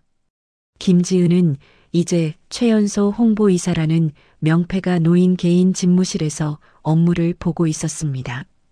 그녀의 표정은 예전에 주눅든 모습은 찾아볼 수 없을 만큼 여유롭고 당당했습니다. 팀원들이 회의실로 들어오며 활기차게 인사했습니다. 이사님, 이번 신규 프로젝트 기획안 가져왔습니다. 검토 부탁드립니다. 김지은이 서류를 받아들고 꼼꼼하게 살피며 날카로운 피드백을 주었습니다. 여기 타겟 분석이 좀 약한데요? 2030세대의 니즈를 좀 더 구체적으로 파고들어 보세요. 겉보기에만 화려한 거 말고 진짜 실속 있는 콘텐츠로요. 우리가 겪어봐서 알잖아요. 진정성이 제일 중요하다는 거. 팀원들이 고개를 끄덕이며 감탄했습니다. 역시 이사님, 바로 수정해서 다시 보고 드리겠습니다. 업무를 마친 김지은이 퇴근 준비를 하며 가방을 챙길 때였습니다. 핸드폰이 경쾌하게 울렸습니다. 발신자는 내 편이라고 저장된 강도연이었습니다. 김지은이 전화를 받으며 환하게 웃었습니다. 도연아. 나 지금 막 퇴근하려던 참이야. 강도연의 다정한 목소리가 들려왔습니다. 고생했어, 이사님. 오늘 날씨가 너무 좋아서 데리러 왔어. 로비 앞이야. 내려와. 김지은이 설레는 마음으로 로비로 내려갔습니다. 회사 앞에는 강도연이 차에 기대어 기다리고 있었습니다. 그는 김지은을 보자마자 달려와 가방을 들어주며 자연스럽게 손을 잡았습니다. 강도연이 김지은의 손을 깍지 끼며 물었습니다. 오늘 많이 힘들었지? 저녁은 맛있는 거 먹자. 뭐 먹고 싶어? 김지은이 강도연의 어깨에 머리를 기대며 대답했습니다. 글쎄, 너랑 먹으면 뭐든 다 맛있지. 아, 맞다. 오늘 엄마가 여행 떠나신다고 했어. 배웅하러 가야 해. 강도연이 고개를 끄덕이며 차 문을 열어주었습니다. 그래, 어머님 드디어 출발하시는구나. 얼른 가보자. 두 사람이 도착한 곳은 한강공원 주차장이었습니다. 그곳에는 눈이 부시게 빛나는 최신형 제네시스 세단 한 대가 세워져 있었습니다. 한명숙이 선글라스를 끼고 트렌치코트 자락을 휘날리며 차 트렁크에 짐을 싣고 있었죠. 그 모습이 어찌나 멋진지 지나가던 사람들이 한 번씩 쳐다볼 정도였습니다. 김지은이 달려가 한명숙을 껴안았습니다. 엄마, 벌써 준비 다 했어? 짐이 왜 이렇게 많아? 한명숙이 선글라스를 살짝 내리고 김지은의 볼을 쓰다듬었습니다. 이것도 줄인 거다. 전국 일주를 하려면 이 정도는 있어야지. 우리 딸 밥 잘 챙겨 먹고 회사 일 너무 무리하지 말고. 김지은이 눈시울을 붉히며 투정을 부렸습니다. 엄마 진짜 갈 거야? 놔두고 혼자 가면 좋아? 나 심심해서 어떡해. 한명숙이 호탕하게 웃으며 김지은의 등을 찰싹 때렸습니다. 이 기집애가 다 커서 어리광은. 너한테는 이제 든든한 보디가드가 있잖니. 도연군, 우리 지은이 잘 부탁하네. 옆에 서 있던 강도연이 허리를 90도로 숙이며 씩씩하게 대답했습니다. 걱정 마십시오, 어머님. 지은이 눈에서 눈물 한 방울 안 나게 제가 잘 모시겠습니다. 편안하게 다녀오십시오. 한명숙이 흐뭇한 표정으로 두 사람을 번갈아 보았습니다. 그래, 자네만 믿고 간다. 혹시라도 싸우면 바로 나한테 연락해. 내가 당장 차 돌려서 와서 혼내줄 테니까. 한명숙은 조수석 문을 열었습니다. 그곳에는 그녀의 반려견 해피가 귀여운 고글을 쓰고 얌전히 앉아 있었습니다. 한명숙이 운전석에 올라타 시동을 걸었습니다. 부드럽지만 힘찬 엔진 소리가 가을바람을 타고 울려 퍼졌습니다. 한명숙이 창문을 내리고 손을 흔들며 외쳤습니다. 나간다. 내 인생 즐기러 가니까 찾지 마라. 너희들도 행복하게 잘 살아라. 김지은과 강도연이 손을 흔들며 배웅했습니다. 엄마, 조심히 다녀와. 사진 자주 보내고. 어머님, 운전 조심하세요. 한명숙의 차가 미끄러지듯 주차장을 빠져나가 탁 트인 도로 위로 멀어졌습니다. 그 뒷모습은 그 어느 때보다 자유롭고 경쾌해 보였습니다. 마치 오랜 족쇄를 풀고 날아오르는 새처럼 말이죠. 차가 보이지 않을 때까지 서 있던 김지은이 깊은 숨을 들이마셨습니다. 가을 저녁의 시원한 공기가 가슴속까지 상쾌하게 채워주었습니다. 강도연이 김지은을 바라보며 조심스럽게 물었습니다. 지은아, 우리 잠깐 걸을까? 두 사람은 노을이 지기 시작한 한강변을 천천히 걸었습니다. 강물은 붉은 노을빛을 받아 황금빛으로 일렁이고 있었고 저 멀리 남산타워가 보였습니다. 몇 달 전 이곳 벤치에서 울고 있던 김지은에게 강도연이 캔커피를 건넸던 바로 그 장소였습니다. 김지은이 벤치를 가리키며 웃음을 터뜨렸습니다. 저기 기억나? 나 저기서 찌질하게 울고 있었잖아. 그때 네가 커피 안 줬으면 나 아마 한강물에 뛰어들었을지도 몰라. 강도연이 피식 웃으며 김지은의 손을 더 꽉 잡았습니다. 무슨 무서운 소리를. 그때 넌 울고 있어도 예뻤어. 사실 나 그때 너 보면서 다짐했었어. 김지은이 고개를 갸웃하며 물었습니다. 다짐? 무슨 다짐? 강도연이 걸음을 멈추고 김지은을 마주보며 섰습니다. 그의 표정이 사뭇 진지해졌습니다. 강도연은 주머니에서 작은 상자 하나를 꺼냈습니다. 화려하진 않지만 은은하게 빛나는 심플한 반지가 들어 있었습니다. 강도연이 떨리는 목소리로 말했습니다. 다시는 너 혼자 울게 하지 않겠다고. 네가 힘들 때 가장 먼저 찾는 사람이 내가 되겠다고 다짐했어. 지은아, 나랑 평생 같이 걸어줄래? 김지은은 예상치 못한 프로포즈에 눈이 휘둥그레졌습니다. 심장이 터질 듯이 두근거렸습니다. 그녀는 반지를 바라보다가 강도연의 진심 어린 눈동자를 바라보았습니다. 그 눈 속에는 오직 그녀만을 향한 사랑과 확신이 가득했습니다. 김지은이 눈물을 글썽이며 활짝 웃었습니다. 당연하지. 너라면 내 남은 인생 전부를 맡겨도 좋을 것 같아. 고마워, 도연아. 강도연이 환하게 웃으며 김지은의 손가락에 반지를 끼워 주었습니다. 반지는 마치 처음부터 그녀의 것이었던 것처럼 딱 맞았습니다. 강도연이 김지은을 와락 끌어안았습니다. 지나가는 사람들이 두 사람을 보며 축하의 박수를 보냈습니다. 김지은이 강도연의 품에 안겨 속삭였습니다. 사랑해. 우리 엄마만큼, 아니 엄마보다 더 행복하게 살자. 강도연이 김지은의 이마에 입을 맞추며 대답했습니다. 약속할게. 내가 너의 든든한 배경이 되어줄게. 화면은 멀어지며 두 사람의 행복한 모습을 비추다가 시원하게 뚫린 해안도로를 달리는 한명숙의 모습으로 전환되었습니다.